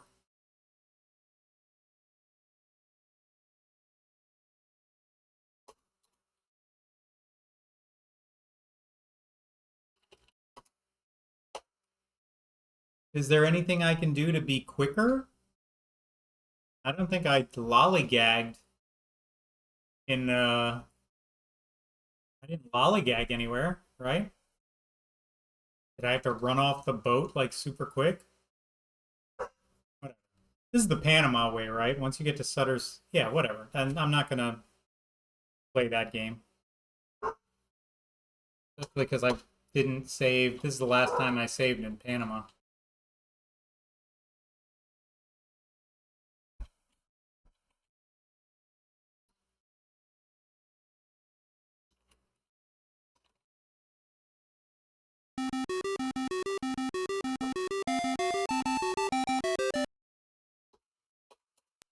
I'll try. I want to do the ferry because they might have a little thing of the train from there to Sutter's Fort, just in case there's something there.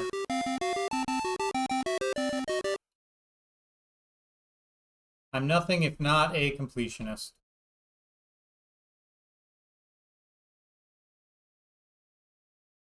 I mean, I'm finding all the ways to die. I might as well find all the ways to live.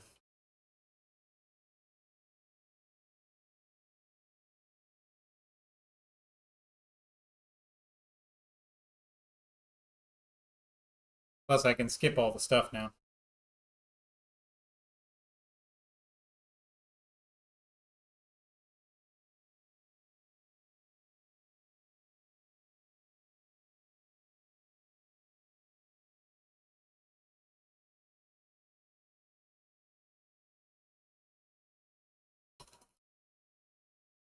I didn't realize that, like, once the boat came in, I can walk off the boat. That seems a little dicky. Be like, oh, you made it all the way here. Psych, you have to run off the boat.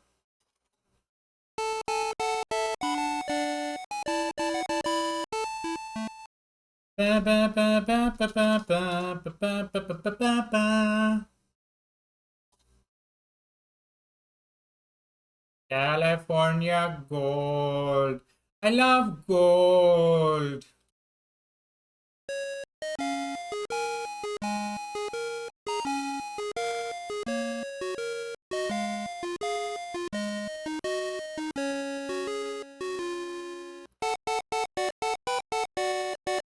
Yeah, how can you know? Like, that's crazy.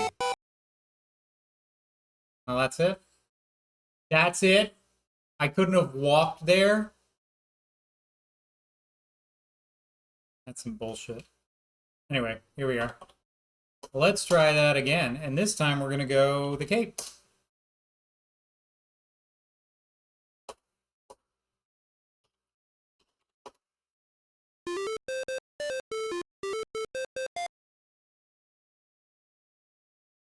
Um,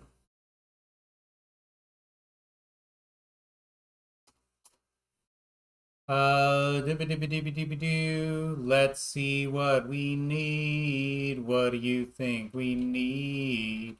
What do you think we need to go to the Cape?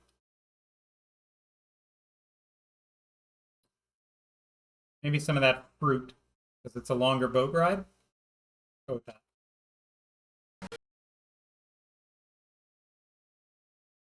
Buy fruit.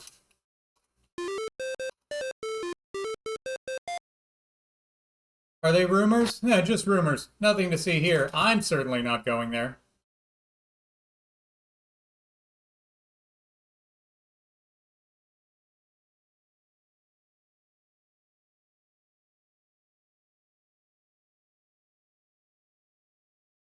Ah, Jesus. I just broke the game. I was like, what are these abbreviations? And it's like, fuck you!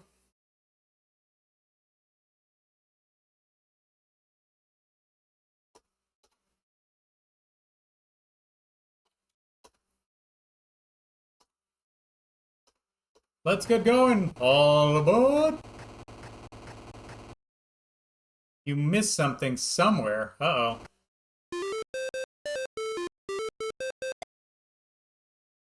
I missed something somewhere. What did I miss? What did I miss?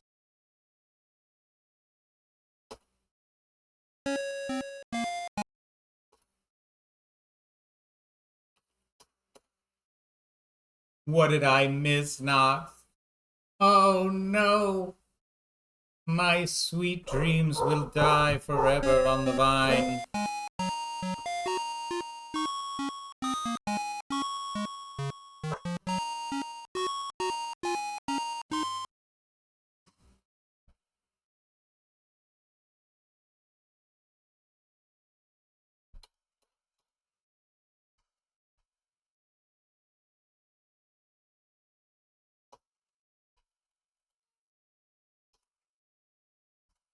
What are you going to do when you get to California? One of them says, I'm going straight to the town of Coloma. I heard there's gold aplenty there. And the man says, I'm with my partner. We're heading straight for Coloma.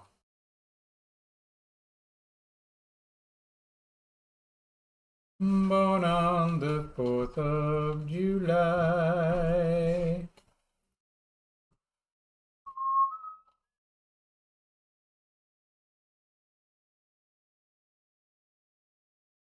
Ship's first mate said, I've been sailing with a captain many years, and you never had a misstep. You can count on a safe trip. Well, that sounds good to me.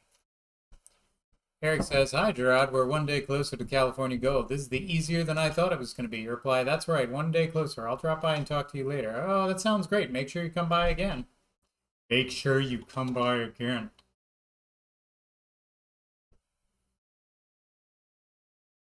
Ships had bigger cargo holds for more prospecting equipment as well. Watch out for pirates. Yarm. Yarm. Talking helps pass the time on such a long journey. And talk the captain can do. He always seems to have a story to tell. The captain strokes his beard and says, "Did I ever tell you about the time I maneuvered that overloaded steamer through the Straits of Magellan? Well..."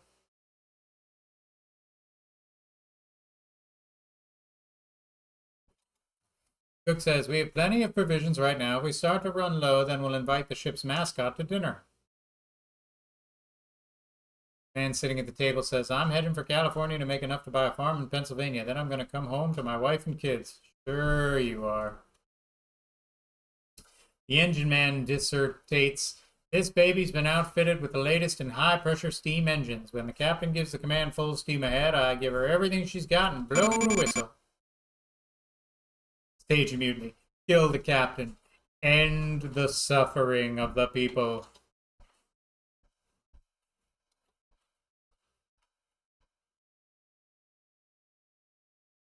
That's why they call him Mr. Touchdown.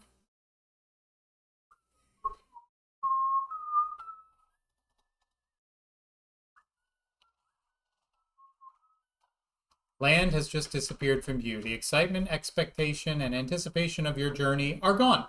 Now you are beginning to wonder just exactly what you have gotten yourself into. You have left behind your home, your friends. Wonder if you'll ever see them again. Probably not. It hasn't taken long, and many of the passengers are seasick. It will take a few days before the landlubbers get their sea legs. Passengers, for now at least, are quiet and keep to themselves. But as time goes on, people meet people and have a wonderful time getting acquainted. From passing ships, you hear rumors about gold being discovered in California. What? Gold? Most travelers left with great haste, but very few left without a notebook, a pen, and an ink bottle. Hi, lunch break. Enjoy our sailing around South America on your lunch break. Many passengers aboard are keeping journals of experiences they have had. Playing cards, singing, reading, sunning, and wrestling are other particular activities. Wrestling. Any reading material on board was read to tatters before the journey had barely begun. The captain is relatively young as captains go, but he is a wise and frugal man. The captain makes use of the northeast trade winds through the horse latitude. Apparently that's a word. He makes use of the wind and sails at every opportunity to conserve the supply of coal and to prevent wear and tear on the steam engine. The food on board is not as bad as expected. In fact, at times it is quite tasty if you are really hungry. Rations that are provided in the galley are quite safe. Very few get sick from eating them. The usual fare is hard-baked biscuits, salted beef, and boiled pudding once a week. Yum! In the course of the trip, various activities begin to occur on board. There are debating societies, clergymen have sermons and prayer meetings on Sundays, a band has formed, a ship newspaper has been started, and professionals on board give lectures on scientific subjects. There's also a group called the SSA, which stands for Seasickness Anonymous. This group meets at the after railing of the ship. Because they're barfing. When the northeast trade winds die down around the equator, a seaman finds himself in an area called the doldrums, or calms, a place definitively disliked by crew without steam. Many a sailing ship would lie still in the water for days, even weeks, waiting to take advantage of even the slightest wind. This is one of the greatest advantages of steam! While other vessels lie motionless with smoke belching from your smokestack, you press on. The captain is proud of his ship because it makes way even in the calm, but he is constantly aware of the danger of having that flammable material in the hold. Lately, you've been feeling a little nauseous, a few cramps here and there, and slightly dehydrated.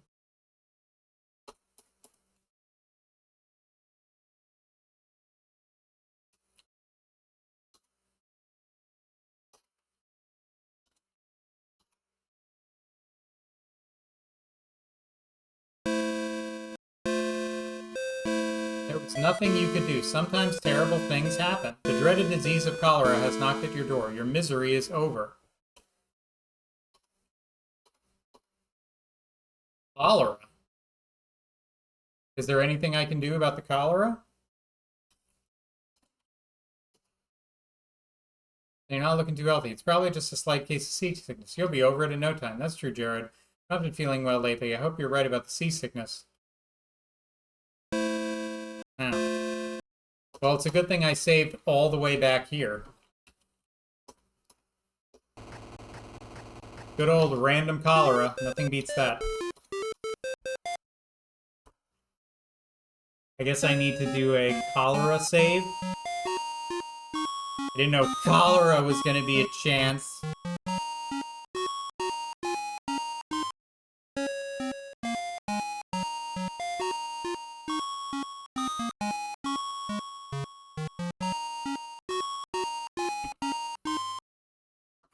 Neptune Day. It's for sailors who sail across the equator for the first time. It's a rite of passage, like cholera.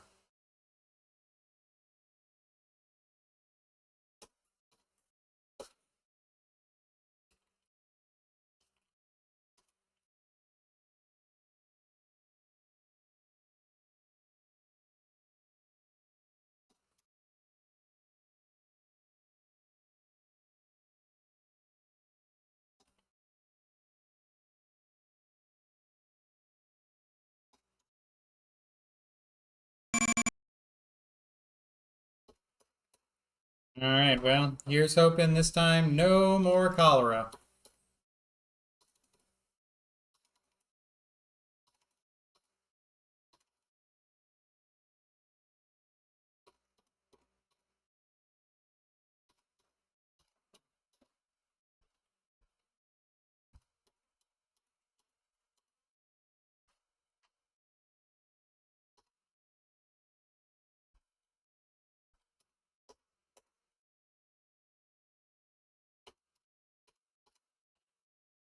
All right, I survived that batch of cholera. That's nice.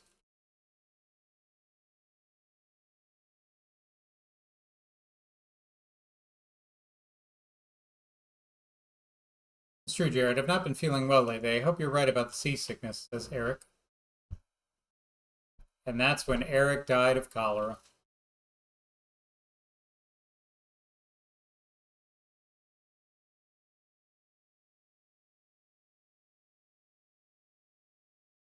For the steam engine, you know.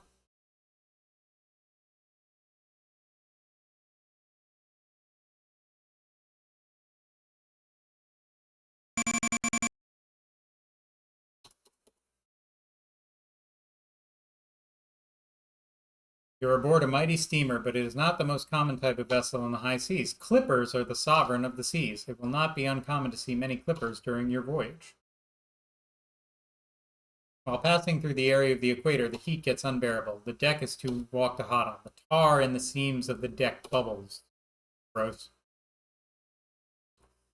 The island of Fernando Novo, located about 190 miles from Brazil, now comes into view. Rumors around the actual story pertaining to this island. Some say Alexander Selkirk, more commonly known as Robinson Crusoe, was exiled here.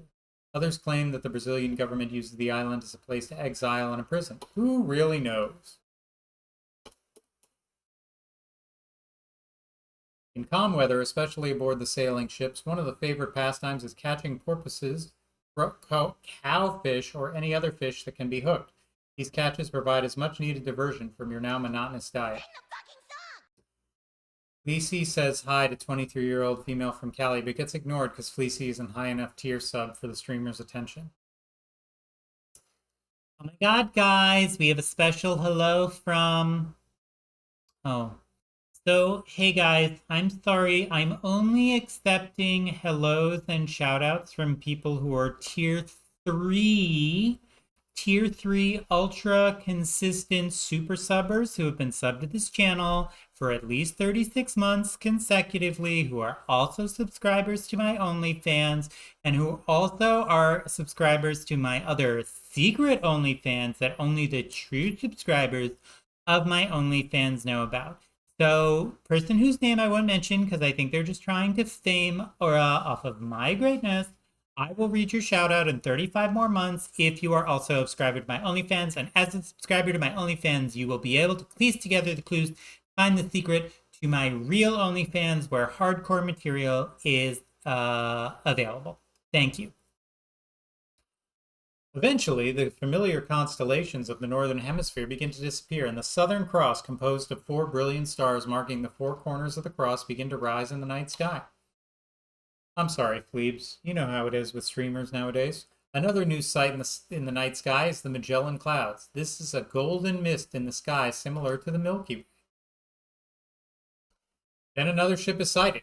The race is on. The competition is fierce, especially among sailing vessels. However, captains of sailing vessels love to beat steamers at every opportunity. When approaching a port, the crew begins painting and polishing. They want the steamer to be ship-shape when it pulls into port. Even at sea, the crew is rarely idle. They are continually busy, tending to the needs of the ship to make your voyage a speedy one. Me nude to scale. I want a tattoo over my entire body of me, but taller. You pass many ships leaving Rio, as well as many barks and brigannettes steering southwards towards Rio. Rio. Rio de Janeiro. I said Rio de Janeiro.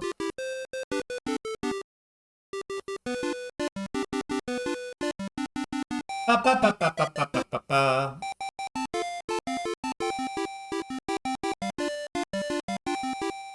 Rio, Rio, Rio, Rio, Rio, Rio, Rio, Rio. Rio,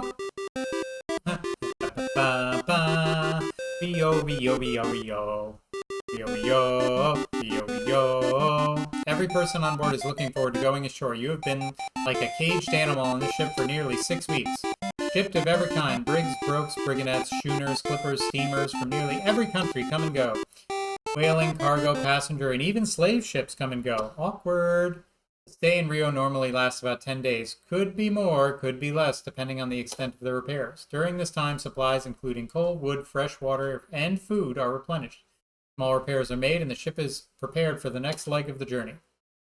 The fruit here is plentiful. You manage to secure more of the fruit, to which you attribute your good health. This is a fine, well-protected southern harbor, which makes it a favorable stopping point for ships preparing to round the perilous Cape Horn.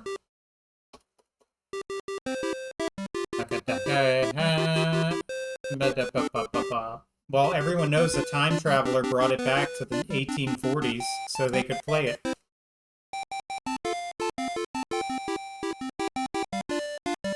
What should we make a game about that would be like an educational game? Like, what would be a good educational game to be like, oh, this is an adventure game, but really we're just teaching you about a bunch of shit that happened. Like, imagine a Revolutionary War game or something like that. Hi, baby. Hi, baby. Oh, hi, baby. Oh, hi, baby. Oh, hi, baby.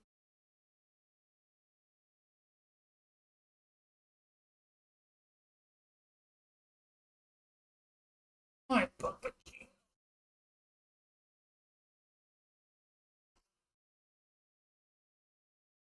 Yes.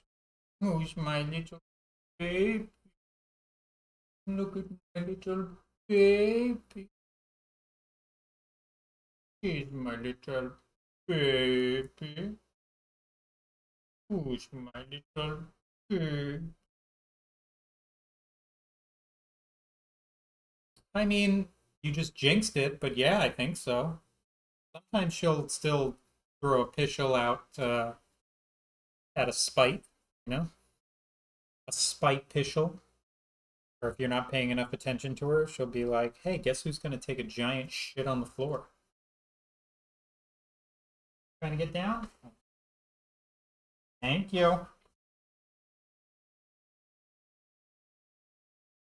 For all your hair on me. Oh! Just south of Rio, the captain advises you that you have crossed the Tropic of Capricorn, that the invisible line in the globe at 23 degrees 27 minutes south of latitude that separates the torrid zone from the south temperature zone. I see. Most passengers on board have little use for such trivia, but it's reassuring to know you are making progress.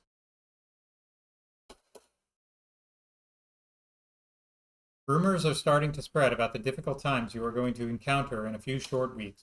You hear horror stories about getting around Cape Horn.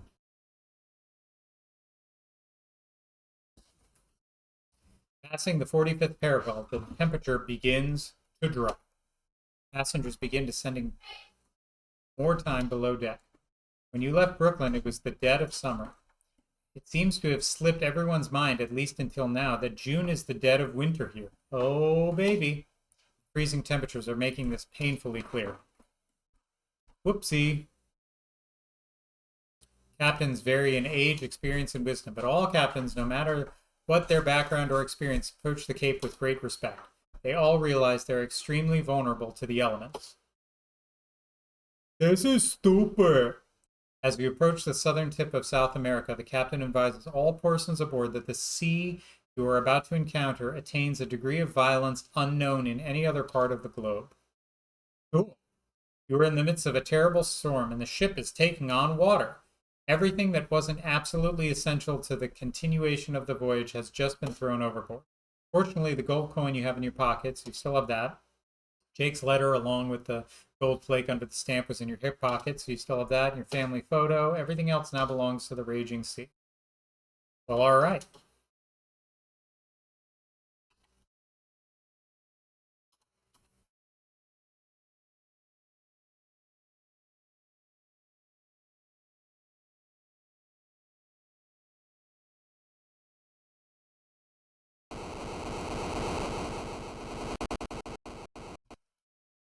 This rock may have done serious damage to the hull of the ship. The captain orders the crew and passengers to abandon ship, but it is too late. The lowest level of the ship fills with water, and the ship is on the way down in some of the most frigid water in the world.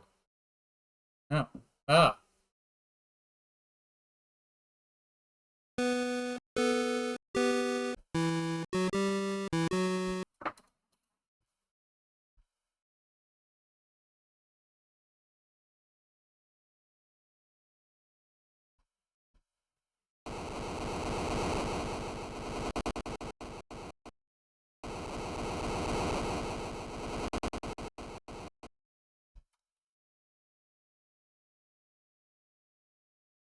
Stormy Brew, Churnanu. This is where I found them hiding when I was a kid. Is this just random? Is there something I can do to stop this from happening?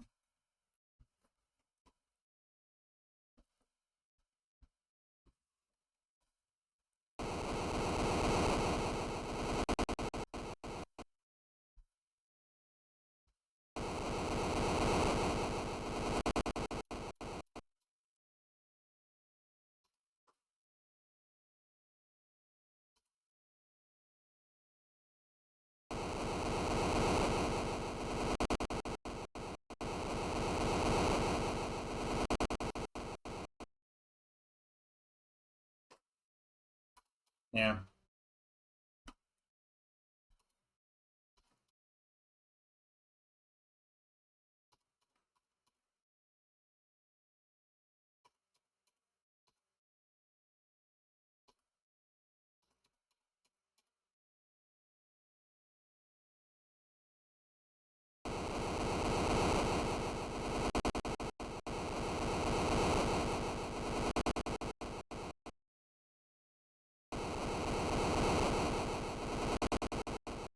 This time, the force is too much for the hull to withstand. The wretched iceberg punctures the shell of the ship, flooding the lower levels. The end is near. Well, that was a different one. Raise the price you have to pay for the riches in California considerably. The price being your life.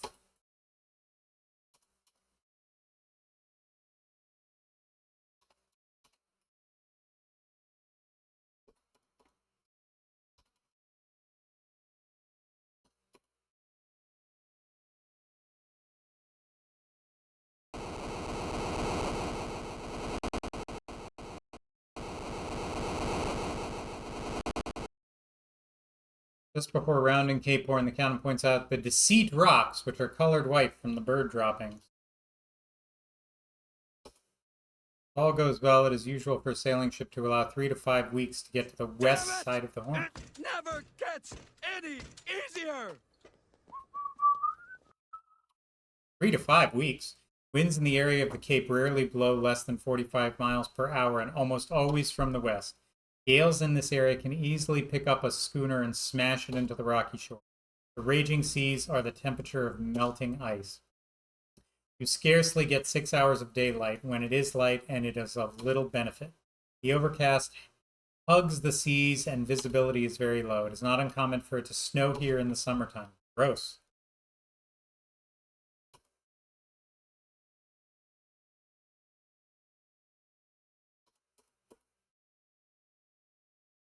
Because of the damage the sea had done to them, some ships would not make it at all. Occasionally you see floating wreckage and debris from less fortunate vessels. Here we are, we're still here.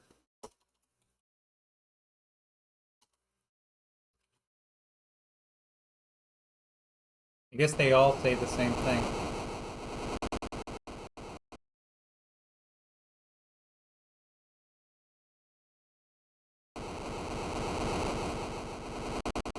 All the enthusiastic American Musketeer says, I feel very weak, Jared, but I'm going to make it to California. I'm determined to make it to California. Trying to be as convincing as possible, you say, that's right, we're both going to make it to California. That's right, we're both going to make it.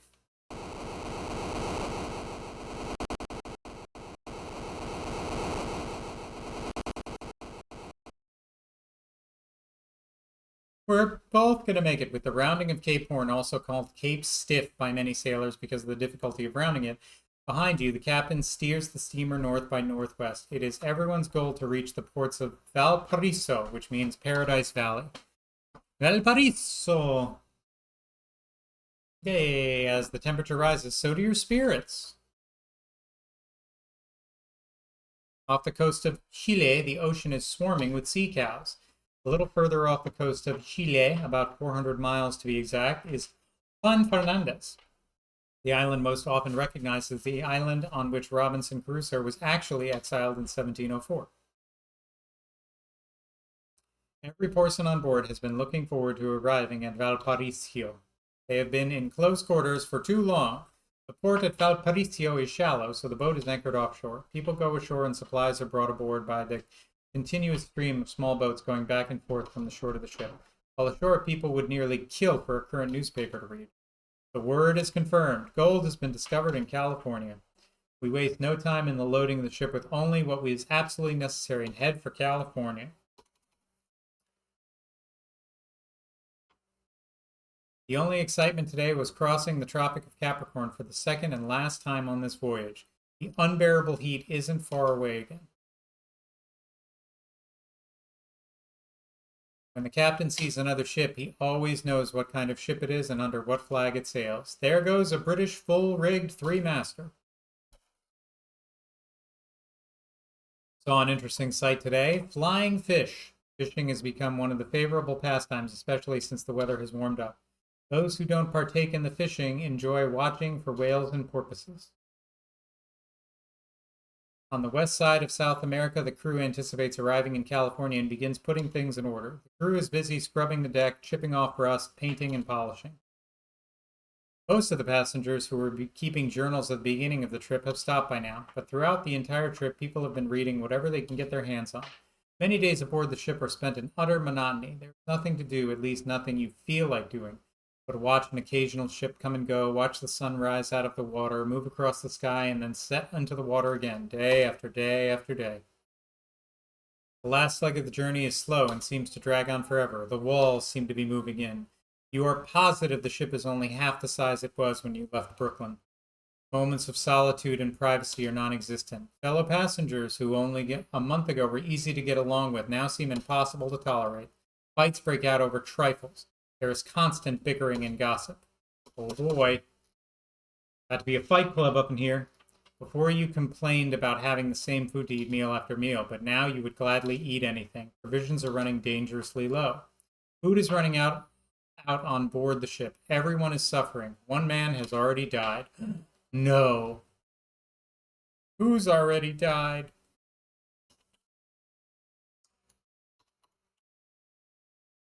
Who's already died, my friend? No.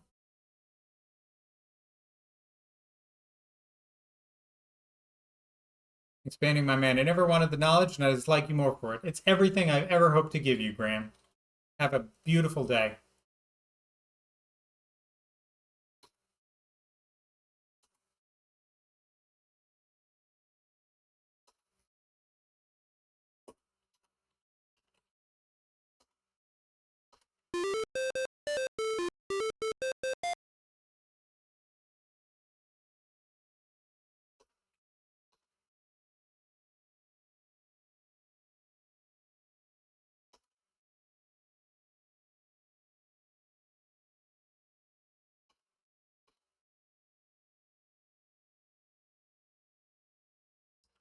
The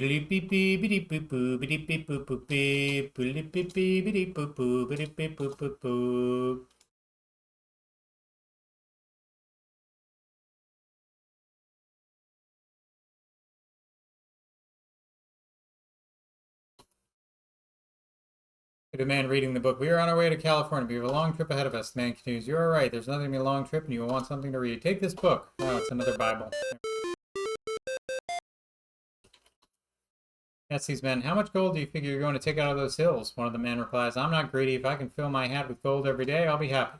The other man replies, I fear we will arrive in California too late. By the time we get there, most of the gold will be gone. Oh no, don't say that.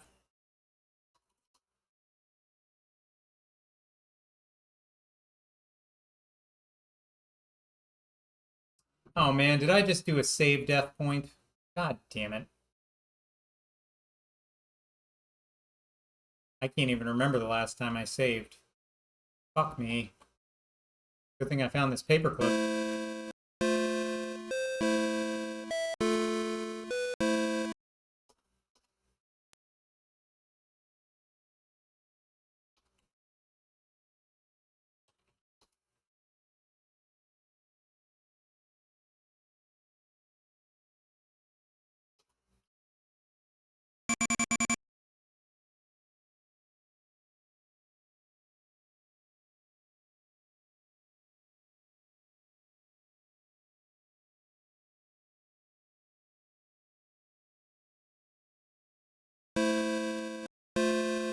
It might be disease. No one has the nerve to try it yet, except me.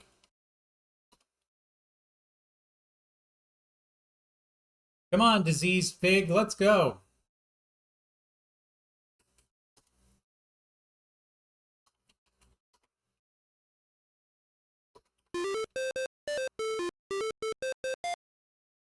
Piece of meat, you realize something terrible is about to happen. That pig had some type of disease that poisoned the meat. It looks like your trip is over.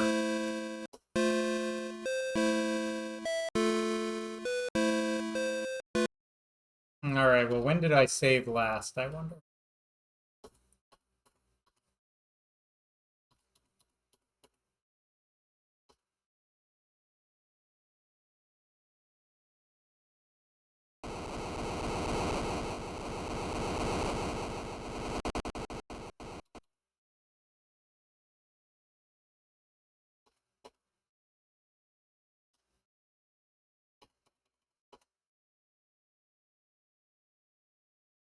I always do this. I always save myself into a death spiral. Because I'm so careful.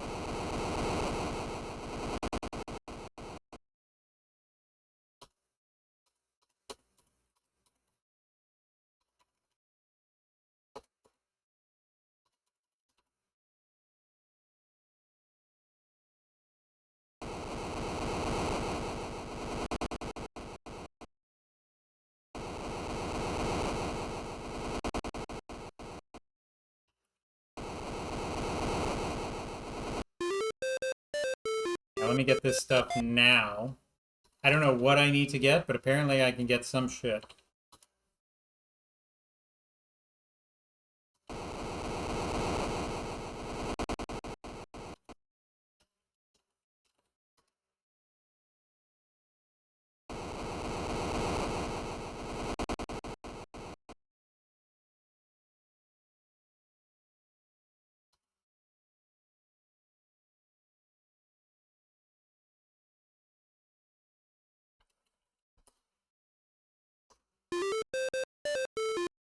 Okay.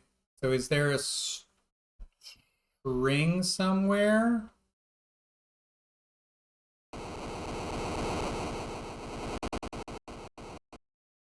Is there a string somewhere?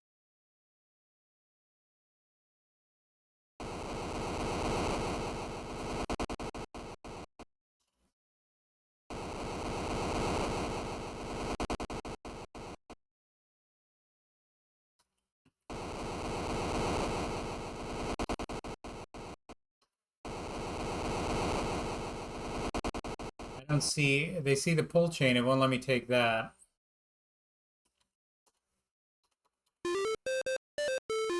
Maybe there's something in the bedroom here.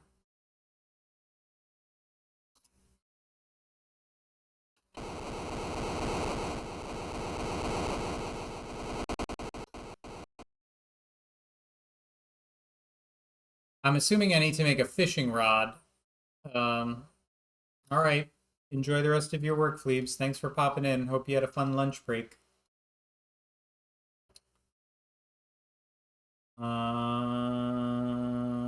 Yeah, but I don't, where's the string on this boat?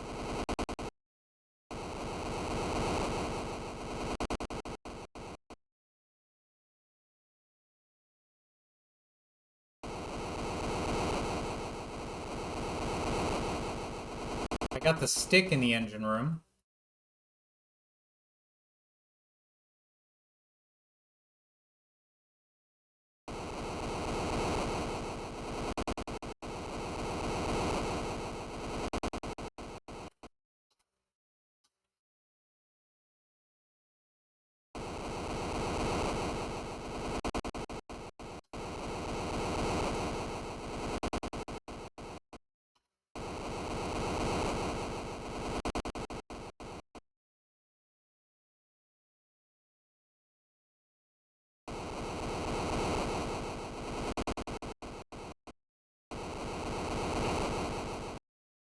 Tired of the ship getting bandied around like that. I'll find it somewhere.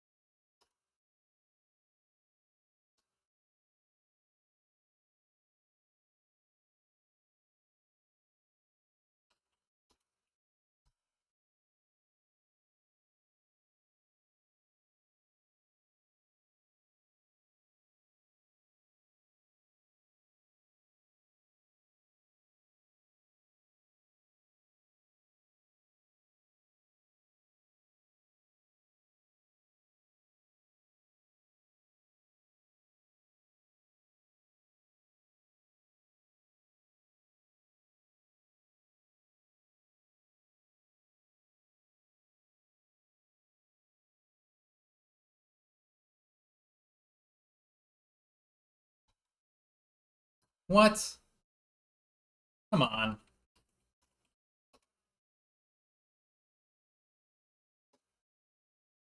Oh wait, look floor. There's no way to see the string if you don't know that you're looking for string.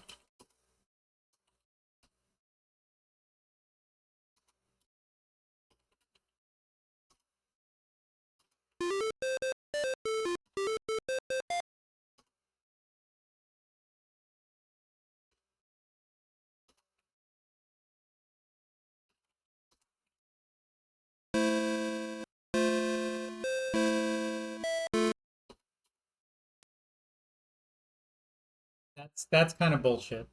The whole like, oh well, the string is here. You just have to know to look for it and specifically say find string.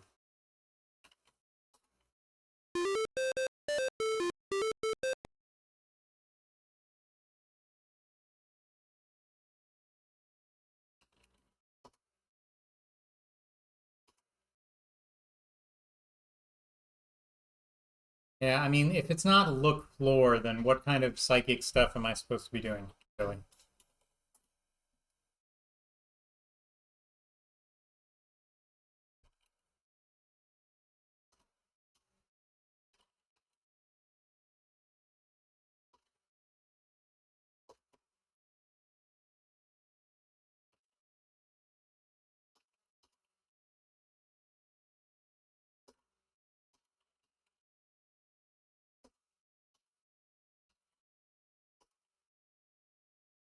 I mean, like, what's the special thing?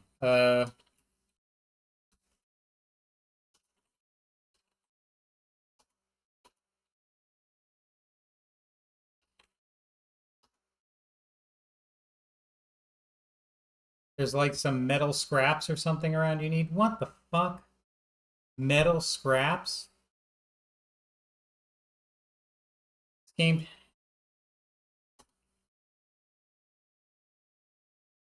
It's like, okay, now you need this. Okay, now you need this. Okay, now you need this. Okay, now you need this. Okay, now you need this.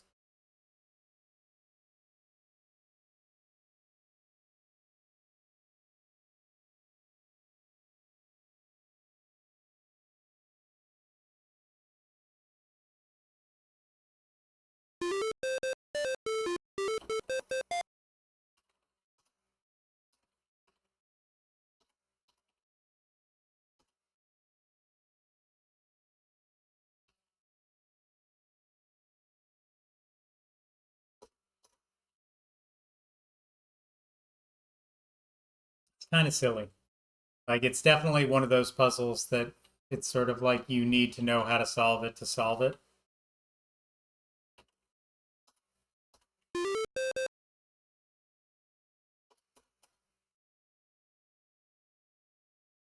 So, like, look down, look for. Take scraps. All right, at least the metal scraps you can see. It's like, oh yeah, there's a piece of string just randomly located. Whatever, it's fine. In the grand scheme of things, it's not the worst thing that the game has made you do.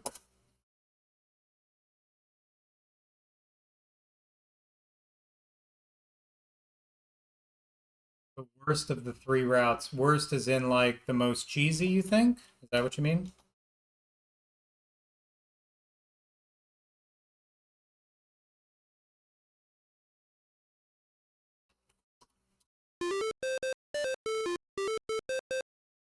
So if the fish eats the diseased pig, doesn't the disease go to the fish? So aren't we still fucked? You found the perfect place to fish and you have everything you need to do it. You pull the string you found in the bunker room out of your pocket and attach one end of it to the wooden stick. The other end you attach to the paper clip. That's a long-ass piece of string if it's going to make it all the way down there. Tie the metal scraps from the engine room to the string a few feet above the paper clip. How? At last, but certainly not least, you gladly take the piece of pork out of your pocket and carefully place it on the paper clip so that it won't fall off. You also have to get the items. You got to get them after the hurricane. But yeah, it's just, yeah, wow. Great anticipation. You lower this makeshift apparatus into the churning sea. By the way, you're on a boat. They don't have a fishing pole on the boat in case of emergency. Like,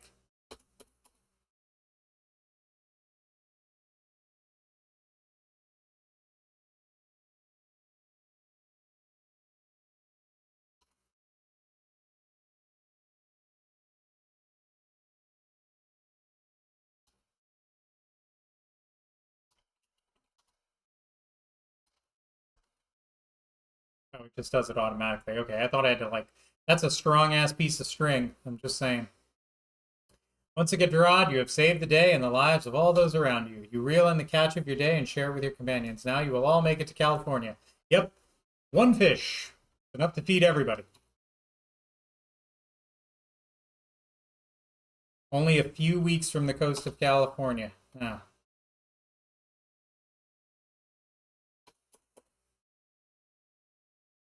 Only a few weeks.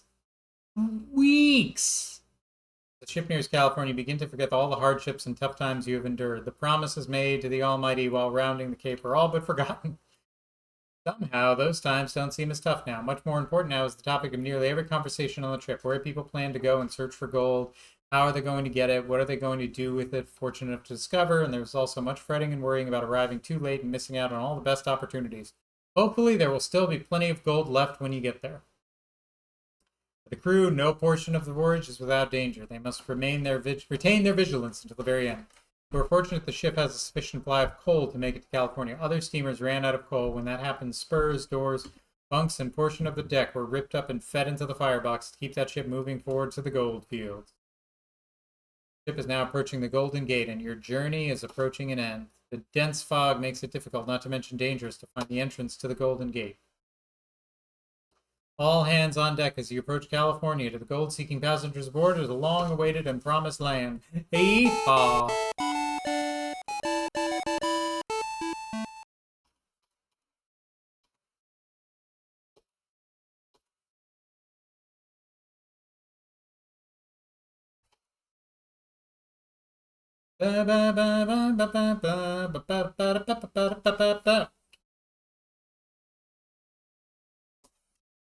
Don't give up. I'm not giving up. You telling me to give up?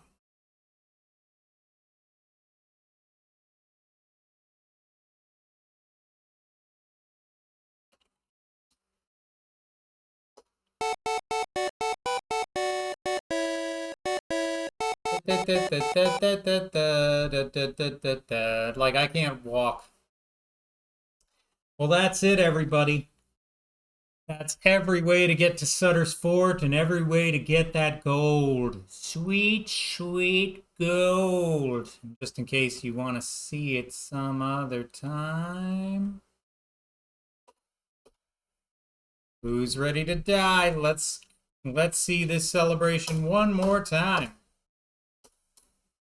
This is what happens when you get in at the end of the game and see the gold. With your jacked brother.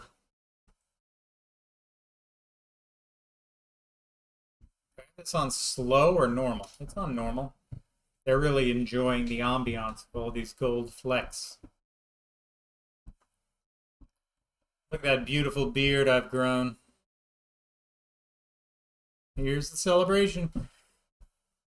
What we found here isn't fool's gold. This is gold! Pure gold!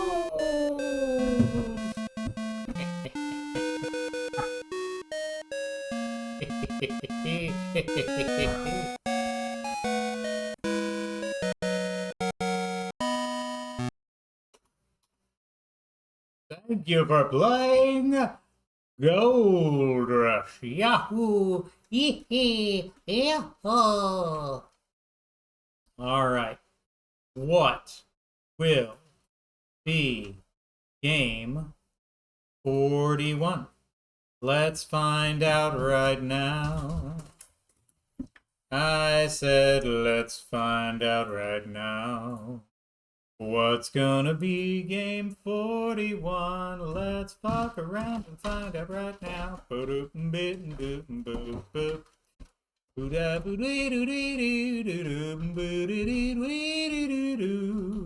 Download.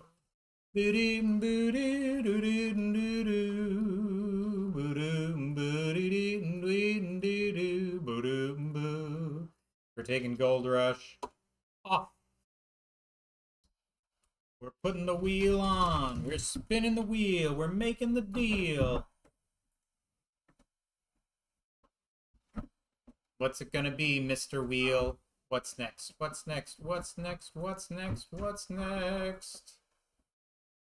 The next game is Quest for Glory 3 Wages of War. Some people might say the worst Sierra game of all time. Some people might be me. But anyway, that's a fun game. I will have my character put in. Unfortunately, it's not the kind of game like the other ones where you can play through with every character. You have to like be a thief to do the thief stuff, do a magic user. Although there's really only 2 times in the game where I think that comes into play. So what I might do is I might like pre-game it a little bit just to show at least what I think are the 3 fundamentally different parts of the game for fighters, thieves, and magic users, so that you can see the difference. And then I'll just reload at that part to be like, here's what a magic user would do, here's what a thief would do, etc., etc. But until then, what a sweet little happy day. Is there anyone on Twitch that we want to go say hello to? I don't know.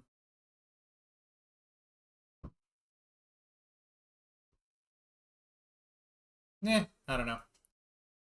Not really. But I will see you guys sooner than later. Thanks for popping in. Hope you had fun. Enjoy all of your gold. Bye.